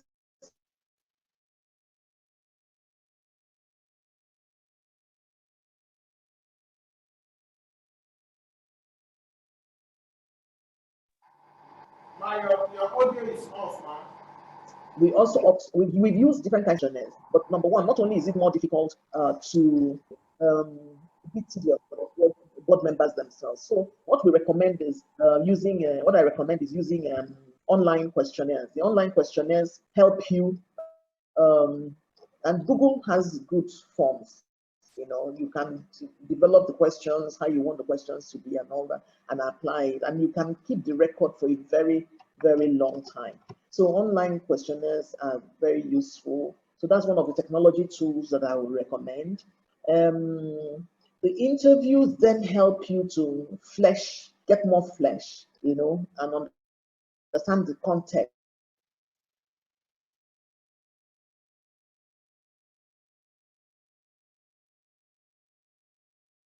Even in some of the things people see questionnaires and all that. And then very, very key. The presentation, the reports will be detailed, reports, usually a Word document, but I always recommend a presentation. You summarize or bring out the highlights of that report in a PowerPoint presentation and present it to the board as a whole. It's presented, that is for the board evaluation itself. For the peer review, that is presented to the board chairman. The holistic report is given to the chairman. The individual directors' reports are given to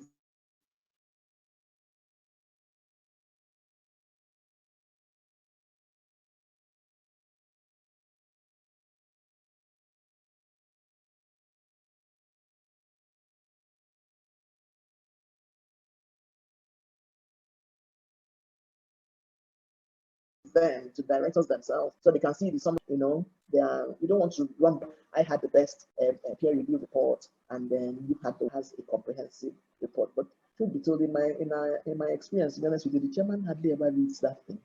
He's only doing the peer one-on-one assessment of each director, during which we have a conversation with each director for them to understand what were the areas of shortcoming and what needs to be done and what are the training needs that need to be identified, for him or her, as the case may be, that the chairman actually gets involved if he does, and then makes it clearer.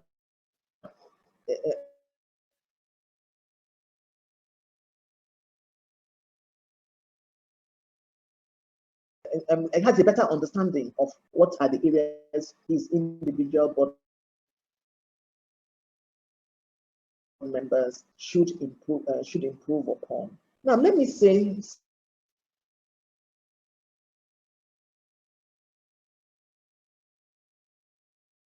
some people are complaining about two people are having challenges with audio calls, so hopefully they can get. So what do we do?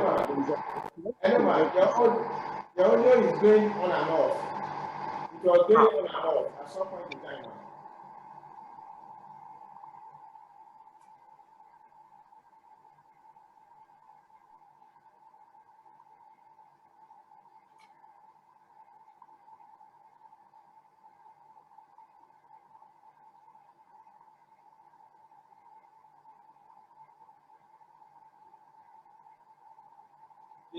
It's still off. We can't hear you, man.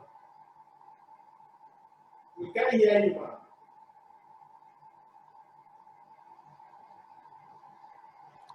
Maybe it's the audio setting. The audio setting at your end, man. Because it's general. I don't know. What can we do to resolve this? Can you hear me clearly now? Yes, we can hear back. Are you hearing me clearly now?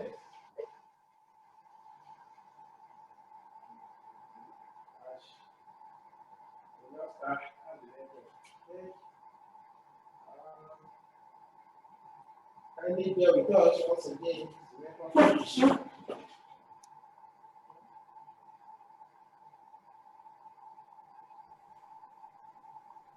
Can you hear me? Yes, we can hear you now. Okay, is it better now? Yes, it's better now. Oh, great. All right. So I was talking about the reporting, how important the reporting is. Okay. When you are reporting, there are different documents.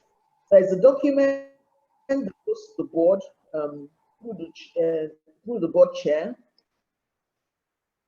which is the report of the board evaluation itself, because there are actually two evaluations based on this methodology I discussed with you. One is the evaluation of the board, the committees and the individual directors, okay, which is done by the evaluator. Then there is the evaluation of the peer review,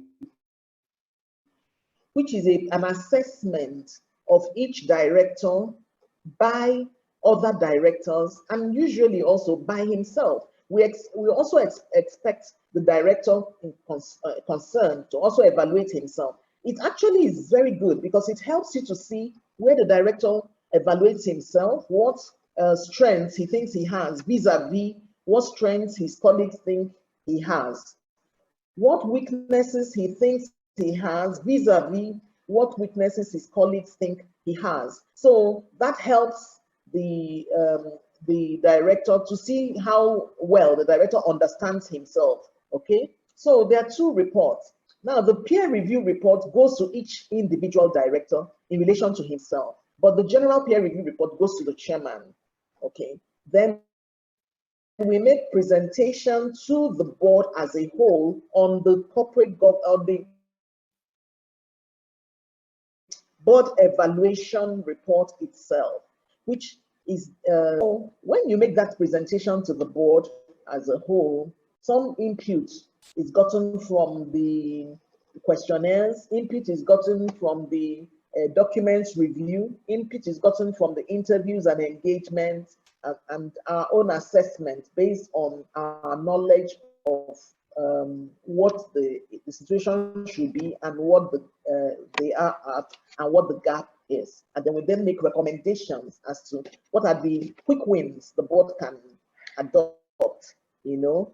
What are the, so for instance, if you have a board that doesn't have any committees, we've actually evaluated a board that didn't have any board committees. And we just told them, one of the quick wins you can have immediately, they only had an audit committee. And I'm talking about a PLC, you know. So one of the quick wins you can have is to put in place key committees, you know, and they adopted that immediately and began to implement. You can also have a situation where you have only the CEO on the board, and we've also had that experience. And we recommended that instead of having only the CEO as your a board member, why don't you appoint other executive directors so that the board has a more holistic information?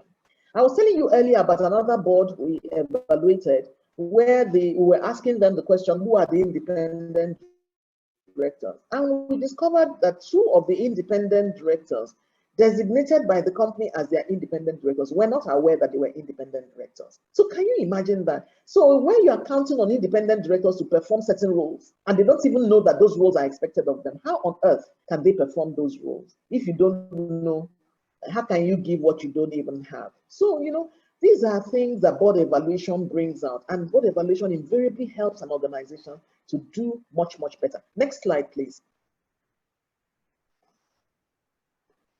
Okay, so this approach and methodology has to do with more like an internal process, a procedure where the board is decided to do, because, you know, like I said earlier, board evaluation can be either internal or external. This one deals with an internal process whereby you have the governance committee carrying out the board evaluation exercise and the way they could go about it.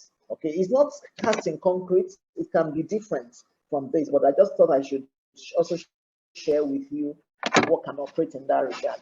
Can we go to the next slide, please? Next slide. Okay, board dynamics. Some of the key board behavioral dynamics that are appraised in the course of board evaluation. So when you are developing your questionnaires, these are some of the areas that can guide you in knowing what questions to ask the board members.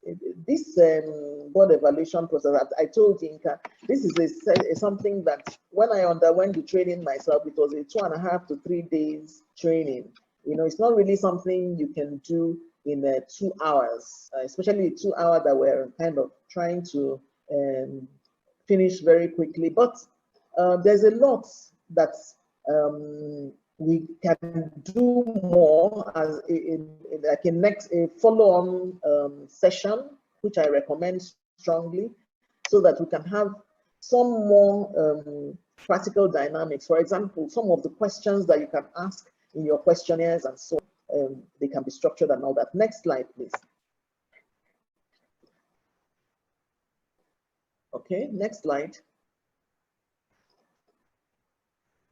Okay, so I want to go quickly to rating and scoring, the tools and technology. I've already mentioned some of the tools that we use, talking about using Google Forms for your questionnaire process. And of course, the beautiful thing about Google Forms also helps you in your reporting, because you can actually develop your presentation slides from that Google form, you know, if you use it well. Okay, identify and choose your technology software, you know, and tools. It's very important to identify. It's not only Google Forms, there are all kinds of, in fact, there's some board evaluation tools,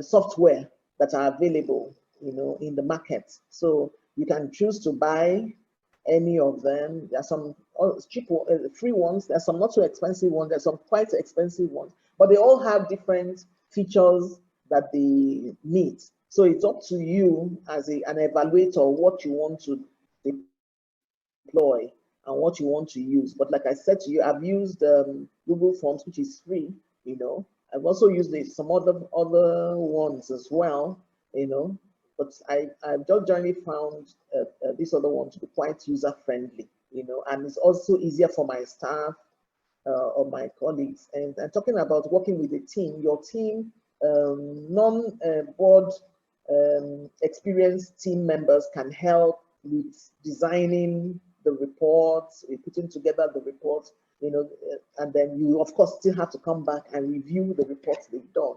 Extensive review, otherwise they can truly mess you up. Me, one thing I don't do is to release any document until I have gone through it with a fine-tooth comb. So customize. We need to customize to meet the needs of the assignment. Different assignments are different. Like we always say, there's no one size fits all. So if you are evaluating a company with 5 directors versus if you're evaluating a company with 15 directors, clearly there's going to be a world of difference. And I have had that experience of evaluating them across the spectrum from very few directors to very many directors, and sometimes you find directors that think they are up to speed. I remember Dr. Nosiki and I, we evaluated a company, a PLC, international PLC, that had some very key, very top experienced directors.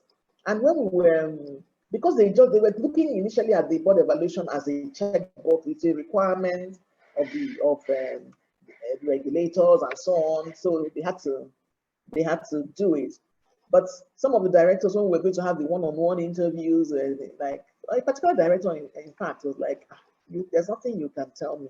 I've seen it all. And honestly, he had seen it all. He had been on top boards as director for years, even as chairman in various capacities and all that. But to be honest with you, by the time we finished the meeting with him, he himself admitted that, he has really learned a lot of new things, from the exercise we had. In fact, he got up and escorted us to the lift, before he went back to his office. That was his own sign of saying, I respect you guys. You guys have something to offer that I thought I knew it all, but I really have. But you see, we human beings were constantly learning, and everyone should be open-minded to the concept of learning. But you that you're an evaluator, you have to do your own homework. If we didn't do our homework, to be honest, that director would have floored us, because he wasn't just boasting. He knew his onions. Okay. Then deploy chosen tools. So whatever tools you've chosen, you have to deploy them consistently. It's not good for one director's zone to be assessed with a different tool from another director. You're not comparing like with like. That doesn't make sense at all. Then choose your preferred rating and scoring parameters. I've already discussed this about even having that conversation, that engagement up front, so that everybody knows what to expect. We've had an instance in which that meeting could not hold with the board members beforehand, and just because everybody felt, oh no, this is something we need, this is something we need. They don't need it, that the board evaluation is something they need. They don't need to have us to come and sit with them and convince them to do that. They've already agreed to it, blah, blah, blah. At the end of the day, when we were presenting the report, they were so unhappy. They kept, interjecting, asking, oh, but why this? But why that? But why that? And I told Dr. Nasuke, because two of us handled that project together too.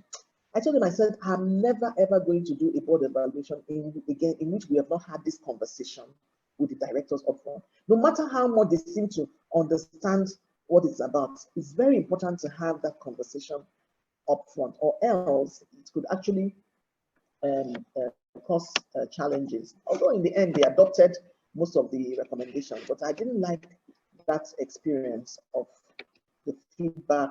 If I remember even the chairman saying to us that, if we don't comply, I will explain. We're talking about an apply and explain procedure, environment that we now have in Nigeria. The man is still talking about, if we don't comply, we will explain. I said, wow. So, but if we had had that conversation with them upfront, in which we would have shown them that the situation has changed, we're no longer talking comply or explain, we're now in apply and explain.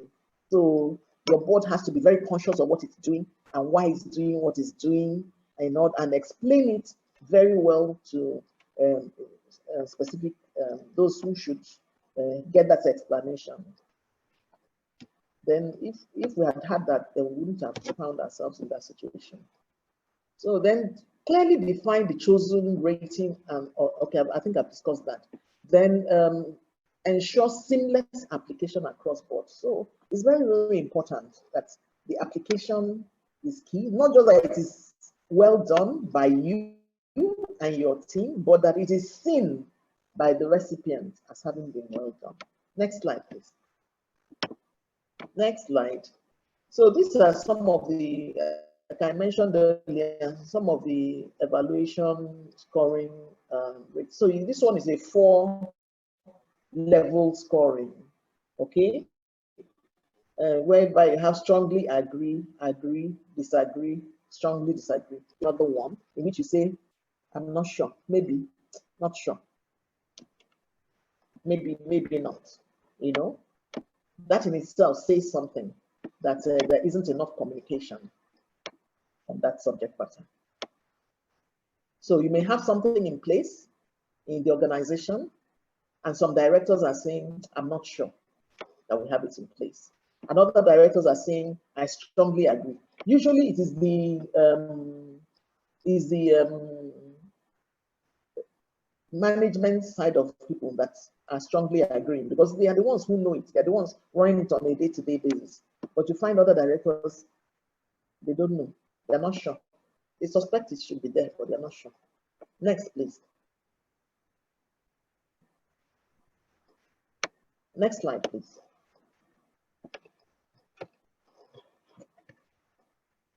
Okay. So reporting and next steps. I've already mentioned extensively about reporting, but just in summary, a report of the board evaluation is communicated to and discussed by the board as a whole. That is the board evaluation, the evaluation of the board, which involves the evaluation of the board committees, and individual directors, which of course includes the chairman in that role, the independent directors in their roles, the board committee chairs in their roles. That evaluation is presented to the board as a whole, and board members are given opportunities to ask questions, to make their input and get clarifications. The report of the peer review of individual directors should be communicated to them confidentially. Confidentially, each director has his own, doesn't know what the other person scored, he just knows what he scored. He knows his own areas of weakness. What are the areas of weakness my colleague said I should improve upon? He knows which are greater weaknesses than others, and so on and so forth. Then subsequent discussions with individual directors to be held by the chairman, usually with the support of the consultant or consultants, where the chairman wants it. Sometimes the chairman may want to just have that conversation with the directors individually, alone, you know, depending on the dynamics of the board. But it's actually most directors, chairmen that we have worked with have found it to be very useful to have us in the room to help, because he did not prepare the report. So when a director asks some hard question, he will not be able to answer. So to help him answer those hard questions when they come up, and also to help him clear the air where there's anybody thinking that people are ganging up against them, or anybody thinking that people don't like them, that has been very, very useful. But it depends on how the board wants to work on it, how the chairman especially wants to work on it.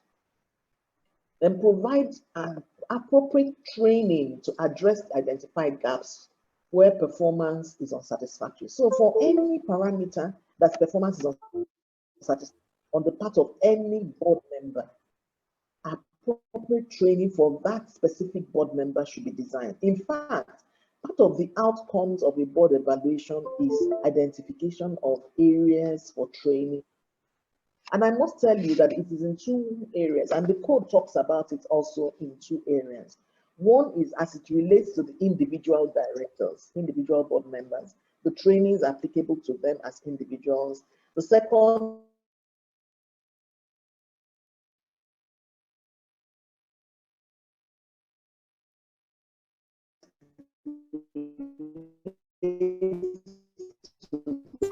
Sorry, ma, you are off for about a minute.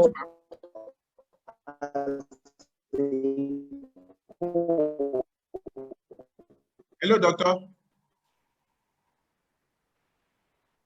You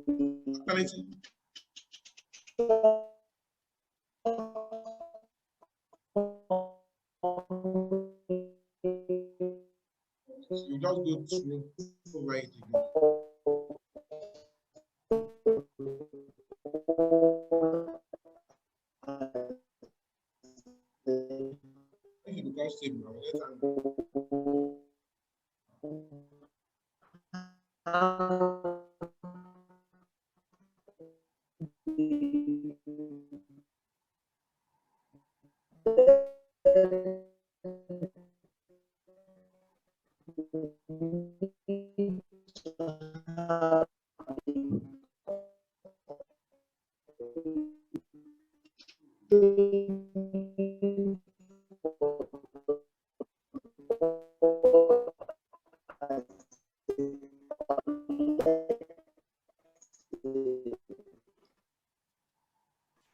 To address those areas of shortcoming so that next year's appraisal. Hello, ma. Hello, ma. Oh, I was off for a minute. Yes, you are off for some minutes. Yes? Yes, you are off. Yes, I can hear you. So I was saying that the appropriate training to address the identified gaps is in two categories. Are you hearing me now? Yes, loud and clear. Can you hear? We can hear you now.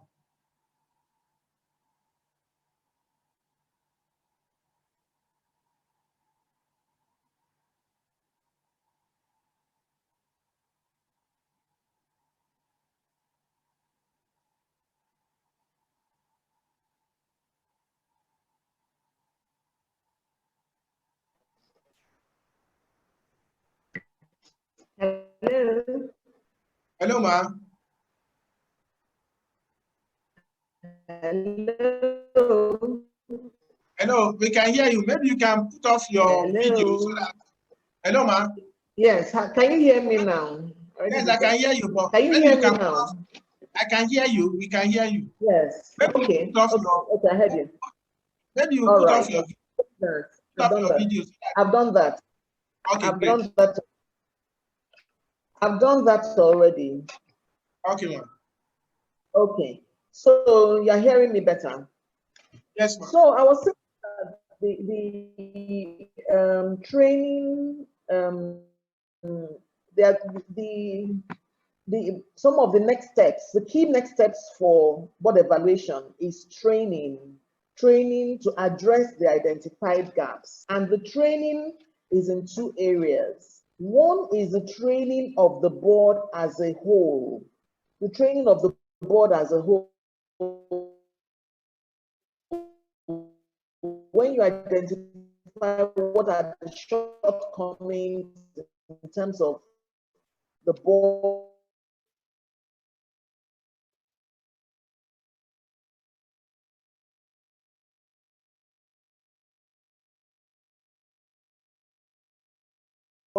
own performance in the board gap and so on and so forth, not as a whole. The other so you need to do training, identify the individual directors. So a particular director's shortcoming or poor performance may relate to a particular area, different from another director's own performance in a different area. So the code actually makes provision for the outcome of the board evaluation being used to identify training needs. So it's a training needs analysis, okay? And especially during the peer review process, when the chairman is having that conversation with the directors, together with the consultant in the room, the consultant can then highlight the areas of training and which the director and the chairman can agree to, and they will be noted and communicated to the board secretary as the areas of training for this particular director, areas of training for this particular director, and then this is the area, or these are the areas of training for the board as a whole that have also been identified.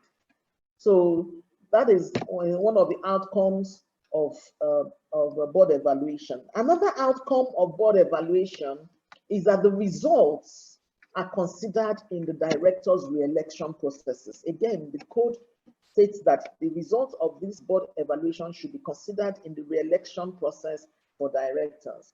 So if a board wants to represent a director who has whose rating in the evaluation, the board evaluation was quite low, for re-election, the board will demonstrate what it has done to address the needs of the gaps, areas of gaps of that particular director, in order to make sure that that person is still able to bring value to the table. Don't forget that the idea is not only to identify gaps, but also to identify strengths. So there may be strengths that a director has, which makes it necessary for us to retain him on our board, even though we have identified some areas or some gaps. We know that we can address those gaps through training. We can address those gaps through mentorship or whatever else we identify as being the way we're going to address those gaps. But we really, really want to continue to leverage on these strengths that have also been identified from this board member. Next slide, please. So that is where the conversation ends today. But I want us to have your questions. I think that's slide should actually have questions. I can see the questions. Please stop there. Questions and comments, if any.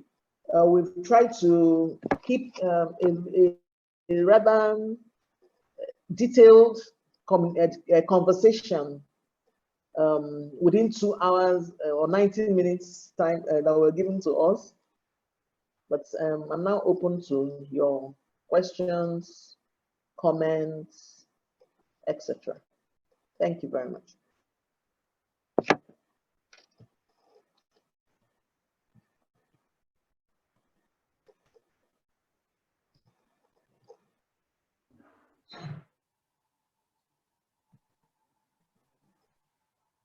Thank you, Doctor, for the presentation. That was quite revealing, interesting, and in-depth. So we want to take some of the questions from the chat room. Okay, there's a question here.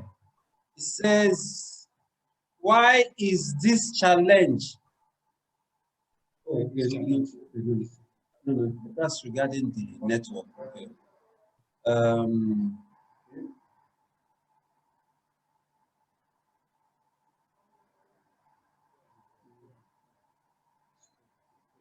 Trying to see questions that we have. Okay, there's a question from, okay, say, how do you handle a situation where board evaluation results indicate that certain audit committee members are not effective, but they keep getting re-elected by the shareholders to the committee? In fact, that question is very, very interesting, because this is a particular issue we have raised as board evaluators in the course of our board evaluation work with some PLCs. I have raised that issue. I see some, because those who are,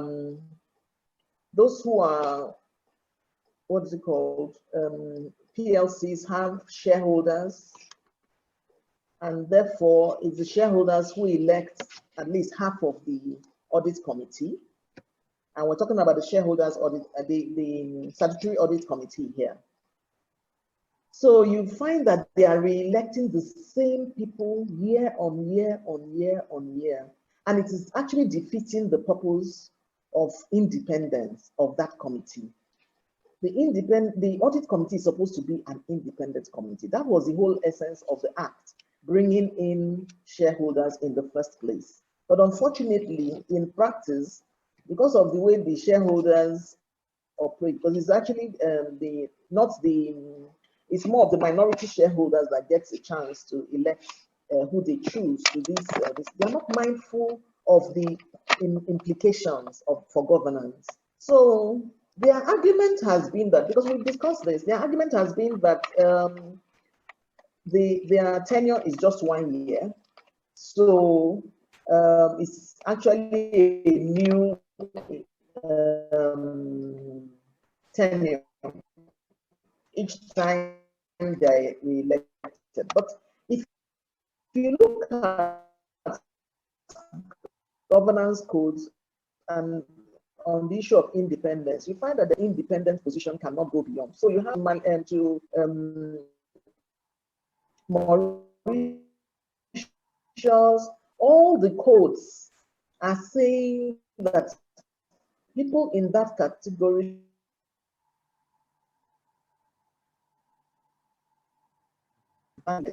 cumulative of 9 years, something years. So really and truly, it is a challenge. And I think it's something that education and training of our audit committee, proper training, not just giving them something we can check box so that they can collect some money and go away. Because that's what is happening. We send them somewhere so they can get money and they'll be happy with the company secretary. That's not the idea. You should really train them on the implications of their role and why the need for independence, so that they themselves will step down from being, from putting themselves forward. I hope, like Yomi mentioned, the CAMA has been signed, the new CAMA 2020 has been signed. We're really, really hoping that because there's so many different versions in the online that you can see, but I think the gazetted version is coming out. I saw something just this morning, which I haven't had time to look at it in detail, showing that it may have come out. So we'll be able to we hope that there'll be some provision for limiting the number of years that an audit committee member can come back as an audit committee member.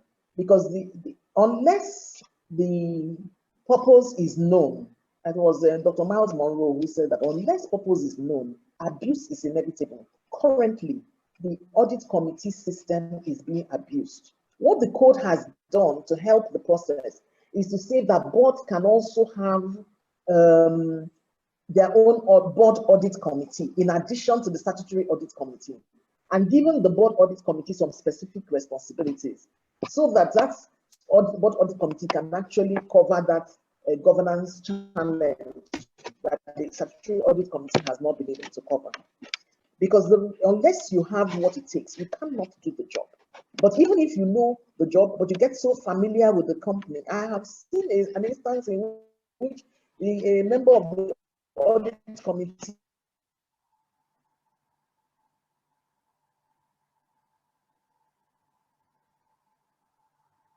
was lobbying and insisting that the board should approve for him to have his child's wedding funded by the company and things like that, and all kinds of that process. And it defeats the whole board evaluation. These things come to light. We presented these reports, we've said it, but like the person that asked the question asked, beyond us, the evaluators highlighting it, what can companies do practically? The truth is that the law hasn't been helpful so far, because there's no limitation in the law saying after 9 times you cannot present yourself.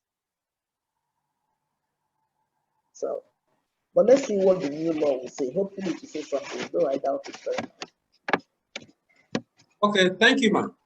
Okay, another question says, kindly confirm if it is appropriate for the same evaluator to undertake both board and corporate governance evaluations at the same time.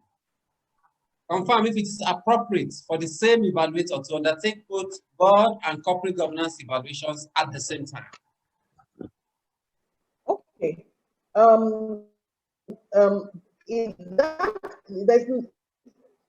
don't know about the word appropriate. There's nothing inappropriate about it, though, because some of the documentation you look at are similar. You know, when you're reviewing corporate documents, you know, they're similar. But the only danger is that if the person is not mindful that there are actually two different evaluations, and the person must do the evaluation So that means they're going to be presenting different reports. There has to be a separate report in relation to the board evaluation and a separate report in relation to the corporate governance assessment, corporate governance audit. Very, very important. And we've done that severally for different organizations. You know, because again, you don't want to discourage organizations from doing these things because of the cost implications. If they can bring the same party to do it, provided the party has the requisite quality.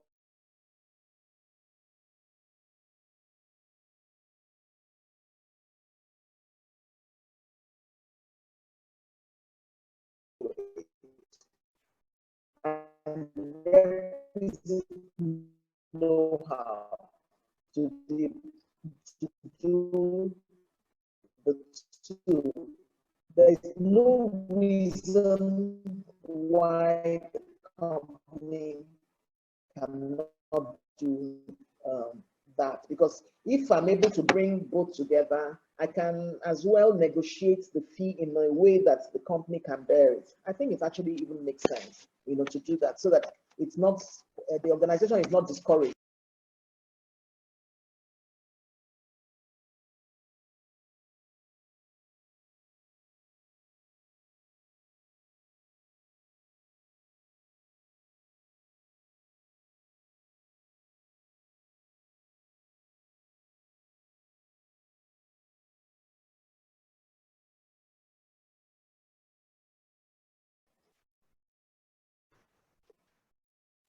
Is there any other question? Sorry, are there any other questions? Can anyone hear me? Yes, just one moment, one moment. It's saying that you should confirm if the cost of training should be incorporated into the board evaluation bill. That's confirm if the cost of training should be incorporated into the board evaluation bill. The truth of the matter is that cost of training is a negotiation thing. It's a matter of negotiation. But because at the time when you are doing when you are about to do the board evaluation and you are discussing the board evaluation proposals, you would not at that point know what trainings will be the outcome of this board evaluation. So it may be difficult really to incorporate it into the board evaluation bill. But I think that in terms of the budgeting, it's wise for any board secretary to incorporate, in any case, aside from even the training as a result of board evaluation, it's already a requirement of the code to train your directors continually. So you should already have a budget for board evaluation, I beg your pardon, for board training. You should already have a budget. So in terms of how you then implement it would now depend, you know, budget, it doesn't mean, budget may be higher than what your actual, that you'll actually spend. So at the end of the day, if you're, when you identify what are the needs, after the needs assessments, when you identify what are the needs of the board members and all that, you may find that also it may not be the same evaluator that would do all the training. The evaluator may be the right person to do some of the trainings, okay?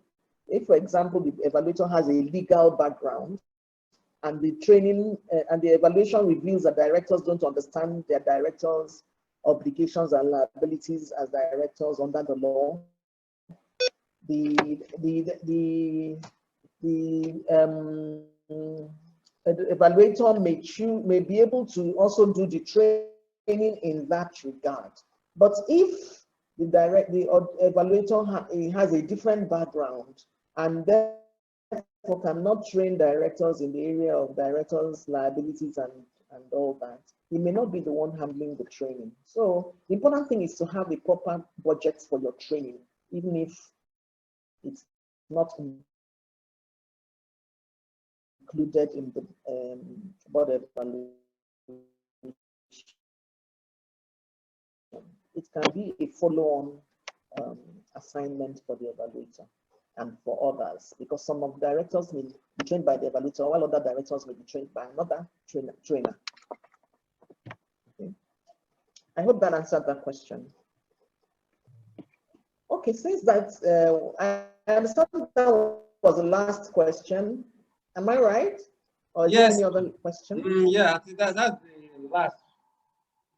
That's the last question. I want to thank Ixan for this program. I'm sure that the participants have been enjoying the sessions, and I enjoyed the one or two that I also joined. Thank you very much for inviting me. I really wish we had enough time to drill down on this board evaluation thing, especially that it's a train the trainer thing, but I'm happy that we were able to bring out some key highlights that the board evaluators must take into consideration in doing a board evaluation. The most important thing is what is the role of the board? What are you measuring? What are you measuring? You yourself as the evaluator must understand what you are measuring, because you can't give what you don't have. So when you understand what you are measuring, what the role of the board is, and what you are supposed to measure in it, and who you are measuring. And thank you all so very much, and thank you for all the nice comments. I've seen quite a number of nice comments, people enjoying the session and finding it instructive. I'm so happy that you were able to join this session, and I appreciate all of you. Thank you so very much. God bless you. Just like Mr. Denka-san said, I have about 3 networks, here, and about 3 devices as well, for bearing all circumstances. Please bear with me, for that. Let's move on. I believe I stopped at the point of, because I'm using my phone now, so I may not be able to share. When the other device comes on, I'll keep sharing. But I'll move on, with the, with the training. So I was talking about, dimensions, in ERM, and then I moved from there to talk about the benefits, of ERM. So I established the fact that it helps to improve, your governance process. It increases, positive outcomes and advantages. Hello, Francis. Okay, so I'm sorry, everybody. Okay, so like I was saying, where was I? I was talking about, the third party risk, where I said third parties will be rendering services. I mean, some people will configure your system. So you can increase the volume of the device, sir. The voice is low. Okay, can you hear me now? Just repeat. Is it better now? Yes, sir. Okay, so thank you. So I was talking about, third party, risk, where you have IT people install softwares, for you. You have lawyers, even lawyers represent you, where you have, you have to give the full facts. Of course, lawyers have their own professional, their professional code of ethics, but you have many other, professionals who you will do one thing, or the other. Can you hear me? Hello? Yes, I hear you. Let me do this for you to hear me. Can you see my screen? Yes, we can see your screen. The horses. Okay, so show me that you can see my screen. To show that you can see my screen. What do I have on my screen? I'll check the chat page. You have. No, don't worry, IT. I'm talking to the participants. Okay, let me unmute them because they were muted so that you can. Okay. I think I can see their responses now. So, okay, so we're on the same page. Okay, so I thank you. They can unmute themselves and speak, sir. Okay, it's fine. It's okay. Okay, so business response risk. They're hearing you loud and clear. Go ahead. It's another risk, to watch out for. business response, risk. And that could arise if you do not have, a capacity or a mechanism to respond, to unforeseen situations. And that's why the last thing that I'll be talking about will be, business continuity, plans. Business continuity and crisis, response risk arises, as a result of your inability, to respond effectively or to respond well, to unforeseen situations, when they arise. And then, of course, you have, data and new technology, risk. And the risk in that, because we're talking about, sustainability, the risk in that is that you'll be committing funds, you'll be committing, resources to technology, committing resources to researches, and just before you have it delivered to you for use, something better than that has come up. You understand? The risk, that could present is the fact that you could, if you are not strategic about it, you could just have, resources.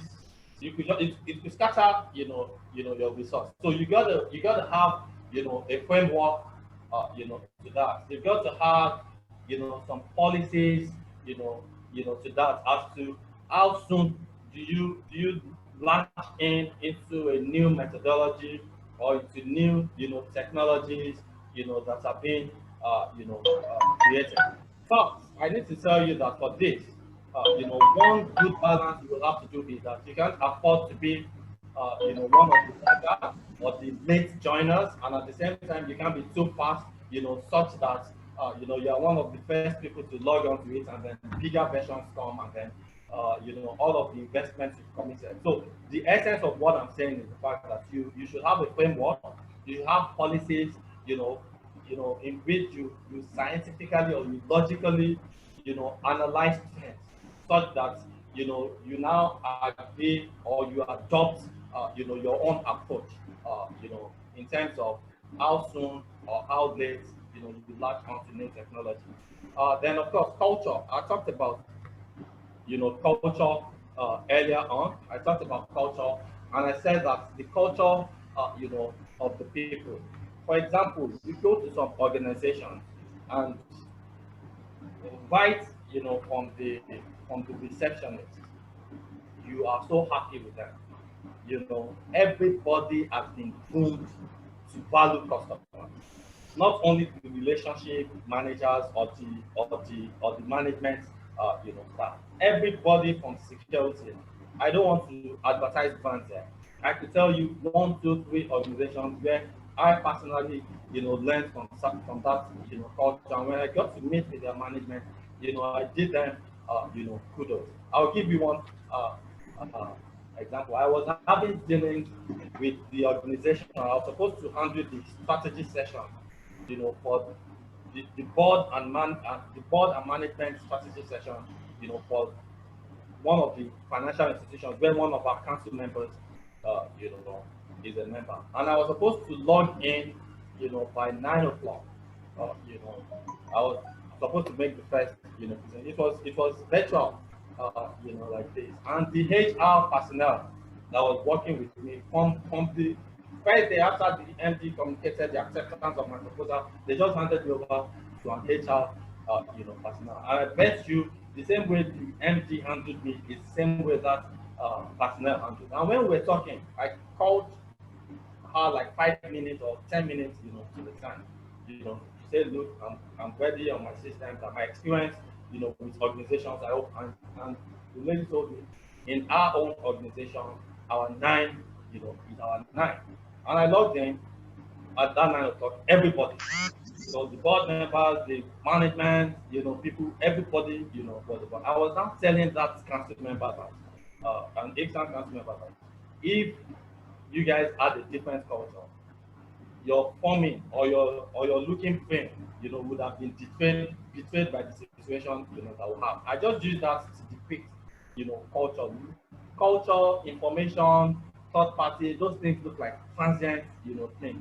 But they are abstract things that could make, or mark, an organization. So culture, the risk of a bad culture, a nauseating culture that eats up, whatever strategy or whatever, intellectual, direction the board has, to offer the company. A bad culture to choke that and to make such, intellectual powers ineffective.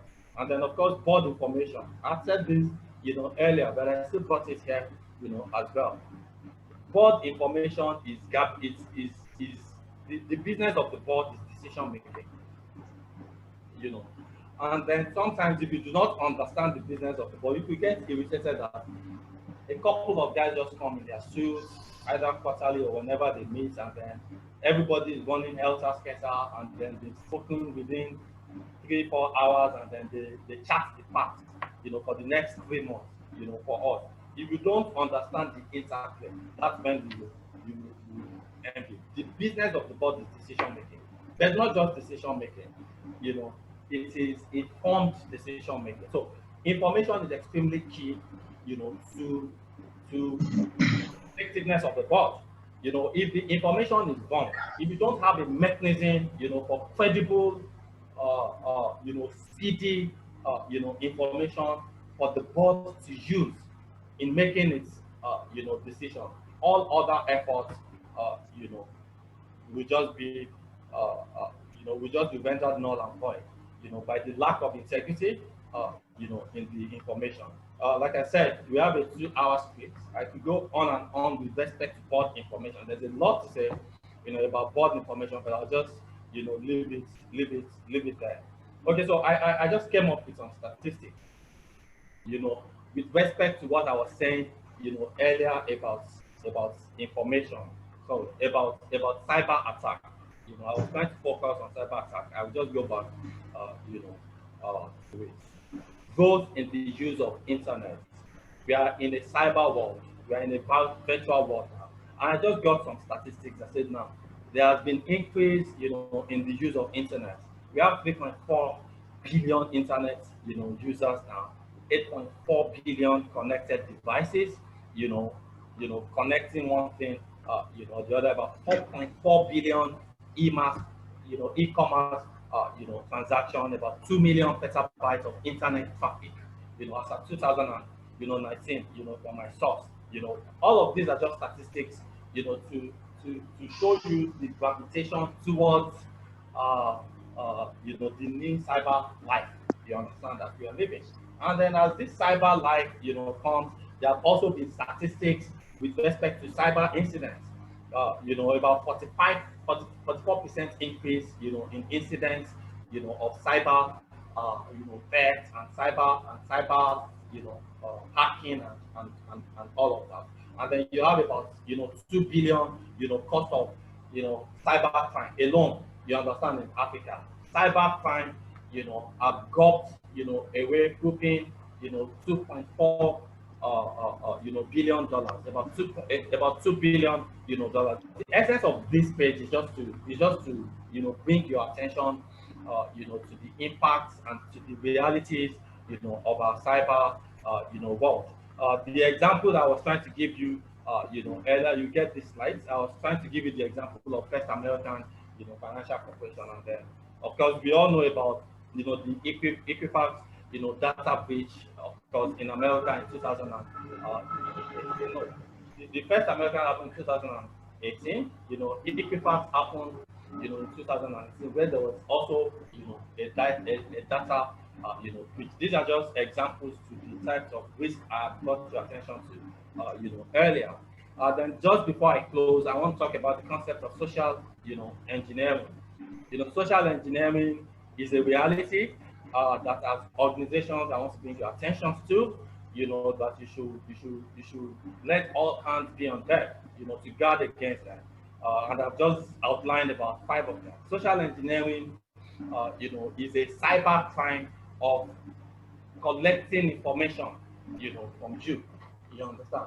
Of getting access, to your personal information. There was social engineering in those 2 cases, that I just mentioned, the Equifax and then the American Financial, whatever. Okay, so phishing. Phishing is when they use email to try to lure you into sites just to be able to gain access, into the systems, into the record, in your system. You click, something on an email, and then they have access into your system, and then they hack your system and then get all the information and all of that. Then you have, scare phishing. Scare phishing is just like, another, a more targeted version of, phishing. While phishing is like general emails, do you understand that you just see?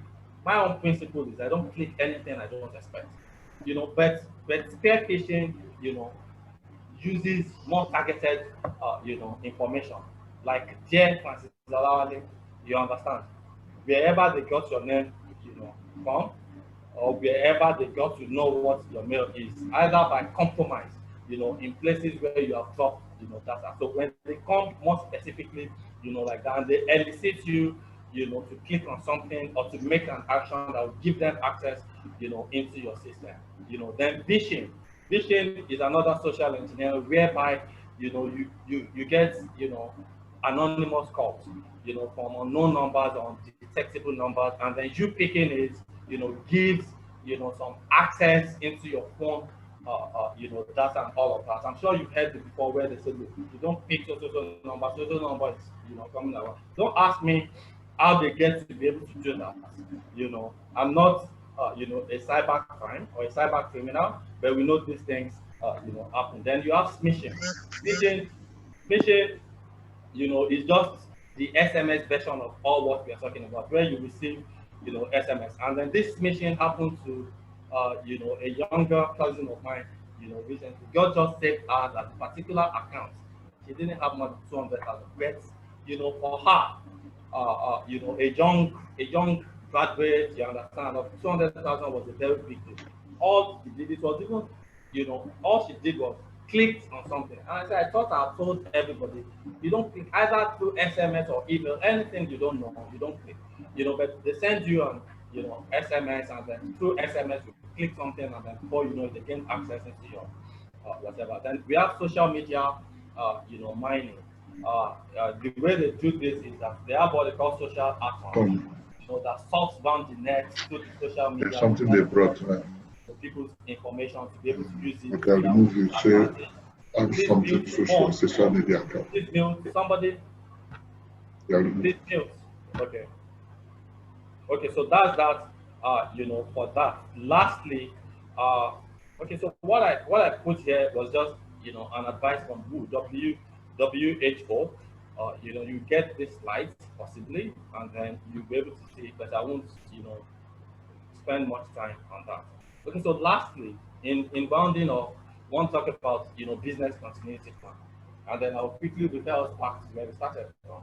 The essence of perspective of risk management that we are talking about is to ensure and to aid continued existence, the continued existence of an entity or an enterprise or an organization. Okay, so there is a need as well to plan for that. After all of the ERM methodologies that we just talked about in the last 2 hours, it's important to have a document, that you call, the business continuity plan. Now, the business continuity plan, is like a higher version of disaster recovery plan. I know that they are used interchangeably, but there's a slight difference. The disaster recovery plan basically helps you to recover, from a disaster. But a business continuity plan, takes you a step or some steps further. And the steps further is that after recovering from whatever crisis, you still have, the little stamina, to continue, business, in nearest perpetuity, till you're able to put, till you're able to, get to a point of full recovery. Before you get to that, full recovery, there's an element of continuity, in perpetuity, in your operation. So that's basically, what, business continuity, plan is. And then what, I put here, I also tried, to create a scope. What the slide in front of you, I just tried to create a scope using, the 6 capital model. The 6 capital is used, to illustrate sustainability, and then what these 6 capital models do is that they create value that enhance continued existence, of the company, and there are 6 dimensions, like that. Don't forget that we are linking, risk management, with sustainability. I will not go into the details about these 6 capital, models, but basically the purpose of each of them at each of their unique dimension is that they create value that enhance continued existence, of the company. So when you are creating a business continuity, a business continuity plan, the 6 capital model, is a usable, scope. The 6 capital model is a usable tool to create the scope. You understand the dimensional scope, around which you are centering, your continuity plans as far as your, sustainability and continued existence, is concerned. Benefits of business continuity planning, it has all of these, establishes trust. I believe this is also in your own, slides. When you want to create a business continuity plan, basically, you identify the objectives of the plan, and then you set goals. You choose, the business continuity team. You conduct, a business impact analysis. You identify key, business areas. You identify pain points. You create steps to maintain operations. You develop, a testing. You test, that plan, and then you create a training curriculum to train all the players and the roles everybody will play in the event of, crisis, and then you continually, review that plan, and then be assured of, assurance within the system. It's going to be on that note that I'll say thank you, to take questions and answers. After questions and answers, I may just quickly look through my system and,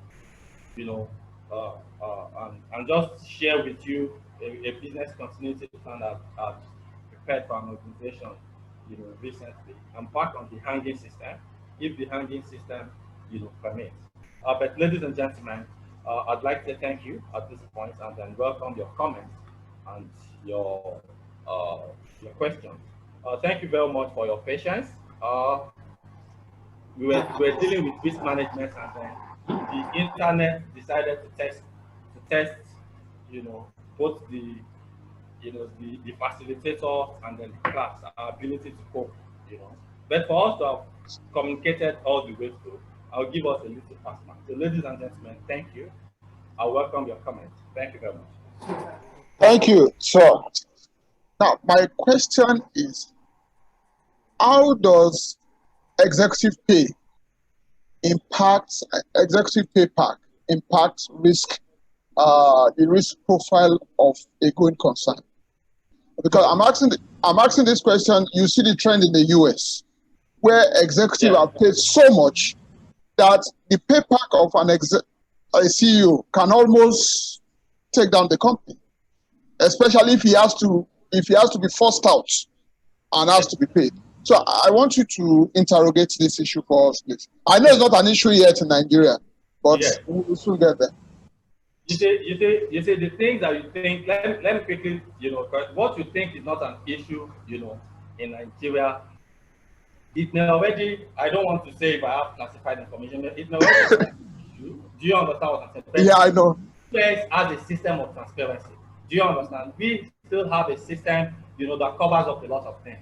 So I may not easily want to also jump to that conclusion that it is not yet, an issue in Nigeria. But let me address, the issue of, executive pay, and then the impact it has on the organization. You said, okay, so a two-sided, approach to it.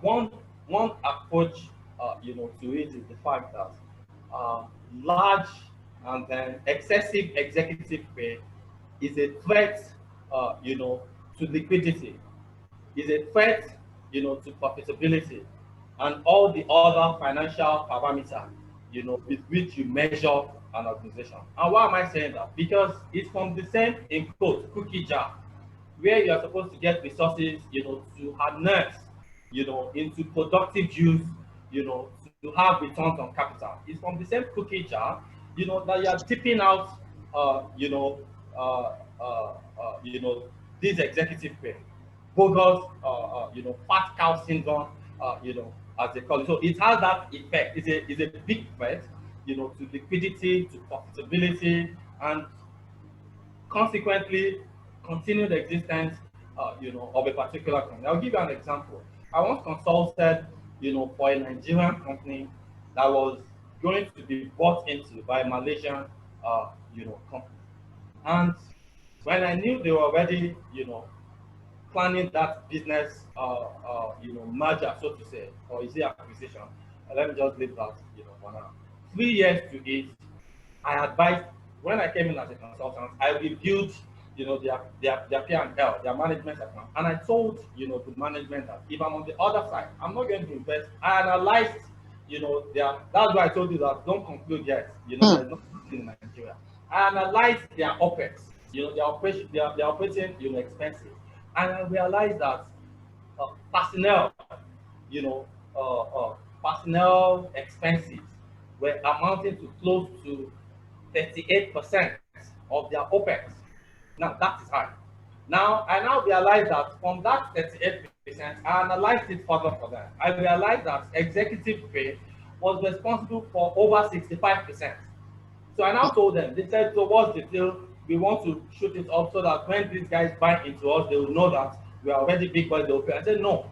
The way they are going to look at it, is the fact that whatever they invest into your company, they are only coming to wet your hands. It's going to go. Do you understand what I'm saying? Yeah. They are just coming to service you guys, as management. And when I said that, to them, of course, we restructured. And at the point, of negotiating with the Malaysians, who, just for the information, ended up also still adopting me as their consultants. This issue was one of the issues because they queried it, and the explanation I gave to them was that I advised. You understand? So what I'm trying to say is that high executive, bogus executive constitutes, a threat. I said I was going to address it from two, dimensional whatever. Now the other side to it is that there is a need, for healthy pay, because you need to attract talent. If your pay is extremely poor, you're not going to attract, the right talent. And I'll give you an example. Thank God we are all practitioners. I know a chunk of us are colleagues. Recently CAC started some, and apologies again if we have CAC directors,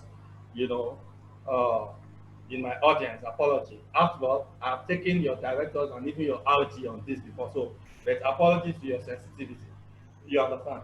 CAC started this, their funny, bogus, what do they call it? Arrangements. You understand? Recently. And it made CAC deals unattractive. Do you understand? And it doesn't just appeal to me. What do I want to charge for all of this stress?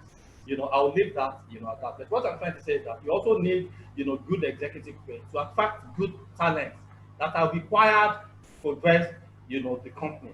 So I hope that satisfies, your longing a little bit in view of our time. I don't know if there's Thank you. Yeah. I'm grateful.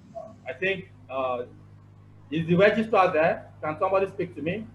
Can I take a bow? Or is there any other comments from anybody? If you have any comments, there are a couple of questions for you, sir. Oh, okay. So you can read them. Should I go and check myself? Okay, so you can read them out for me. Yes, we are just going through the question now. The first one says, please, could you recap those who are responsible for risk assessment in organization? That's one. There are several that we'll identify and then we'll read out to you to pick up. Let me repeat that again. Please, could you recap those that are responsible for risk assessment in an organization? Okay, so thank you very much. And thanks to the person that asked, that question.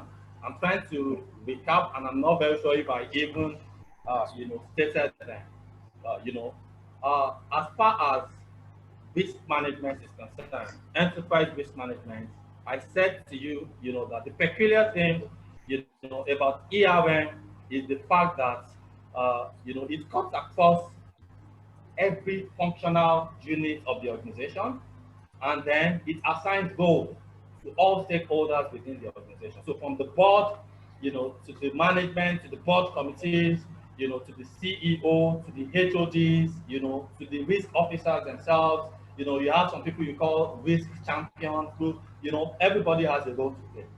But with respect to risk assessment, as the person, that's why I'm thanking the person, because the person has just brought my attention to it. I'm not sure I mentioned it, earlier. With respect, to risk assessment, and then I would like to take responsibility that from my own experience, this is, my own recommendation. You understand? Within, the system, if you are not using an external consultant, you can use your internal audit, for risk assessment. When I was talking about, evaluation of risk, which is still talking about risk, assessment, the ultimate responsibility is on the board. But the board doesn't carry it out, by itself. The board creates a framework, or the board assigns people to do it on its behalf. The ultimate liability is on the board. You understand? So from my experience, is either you're using an external, an external consultant who should not, be your auditor. Who should not be your auditor?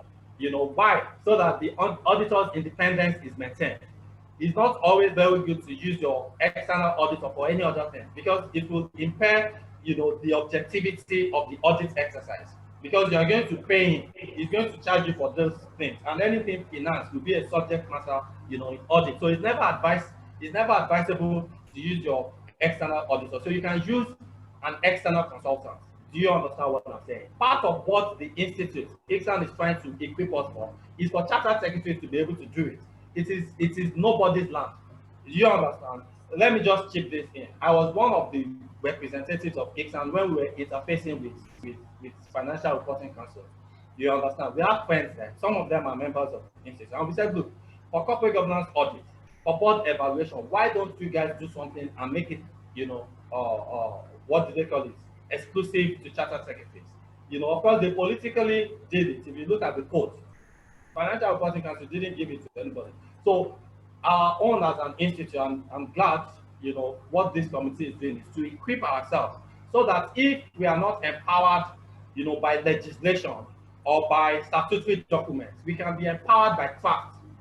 It does not matter what your background is. When you are good at something, if you render a service, you understand, to an organization, and you even tell the organization that, do you know that I don't have PSC? And you have rendered effectively, for them. The chairman will say, we are not interested in that. If you have offered valuable service to them, they'll say, I beg, we are not interested in your PhD. Come and do it again. So if we don't get the bragging rights, do you understand, by legislative document, we can get the bragging rights by effectiveness and by fact, which is why ICSAN, you understand, is doing this. For risk assessment, people think, yes, it's more of the accountant, all of that. But we as governance practitioners, we are better risk assessors because we are better trained in risk management. And I know because ICSAN has a full, module on corporate governance. That is pushing many other institutes in Nigeria. Because I also belong to other institutes, and I'm a faculty, you understand, and I do one or two things. They invite me, but I know that all these things are being spawned on by ICSAN, syllabus. I know people will be more attuned to inviting their accountants.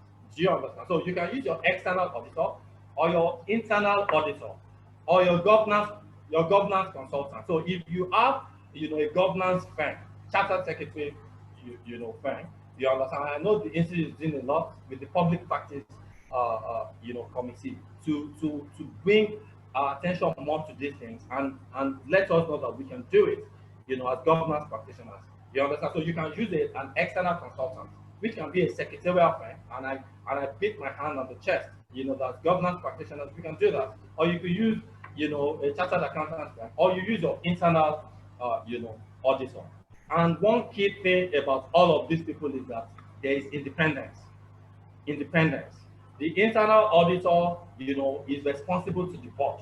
He only has a dotted line, reporting line to the MD. But he reports to the board. So he has a bit of a high level, of independence, fearlessness that management can't do anything to me. I'm a board, picking, so to say. So you can use your internal auditor or an external, consultant, which can be a governance practitioner or an accounting firm.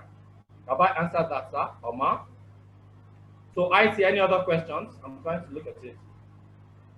Would you classify a non-disclosure agreement as a mitigating, factor? Of course, a non-disclosure, agreement, yes. But a step, before that, ma or sir, whoever asked that question, a step before that, is proper due diligence. Proper due diligence, because everybody carries the name of. I'll give you an example. Ixan is one of the partners of IFC, and then before IFC agreed, to be our partner, the process was I was one of the people in the school of thought. What's the deal? The process was such an extensive one, and at the end of the day, IFC said, okay, yes, Ixan, we are partners. That's why we can co-certify. There are programs that Ixan IFC certify, and they are internationally recognized. Now, I made friends within the rank and file of IFC. And in one of the instances, one of them, informed me that all those gestation periods, they were doing, integrity test, diligence test, due diligence on Ixan. Every member of Ixan Council, was investigated to where you had worked, and then how these guys, can be. Now, why were they doing that? Because agreements, like they said, if you sign an agreement, if you reach an agreement with a liar, it's as good as you not having an agreement. So, an NDA, a non-disclosure agreement, is in right order. It's a mitigating, factor. But before that, a step to that is intense due diligence about the person. And you recall how I started. I used the ESG, criteria, the social criteria once again. And it's a first looking beyond the surface. You understand what I'm saying? I could come here now, like they said, do what I say and not what I preach. Don't sign an NDA with somebody that said, do what I say and not what I preach. So you do your due diligence to be sure that it's going to be doing what it preaches and what it says. But on the surface, an NDA, is a good mitigating factor, especially for third party, risk that I mentioned earlier. Thank you. I hope I've answered that as well. Okay. Any other comments? Can you all do me a favor for 1 minute? Yes. And I want to say to people, everybody has been saying me, isn't it? I want to see you too. Can everybody just put on their camera for 1 minute? I'll be off in 1 minute. So spend your data for me for 1 minute. Let me see everybody, and then hear voices. Maybe say one or two things. So can we do that in 1 minute? Or is that too much of a risk to ask of you? It's not within your risk appetite. Thank you, Olawale Francis. Thank you, Mr. Olawale. Well done. Brilliant. Thank you. Brilliant performance. Great to be here. Thank you very much. Thank you. Thank you, Mr. Thank you. Thank you, Mr. Olawale. Thank you. Well done. Thank you, Mr. Olawale. Thank you, Mr. Thank you, Mr. Olawale. Thank you. Thank you.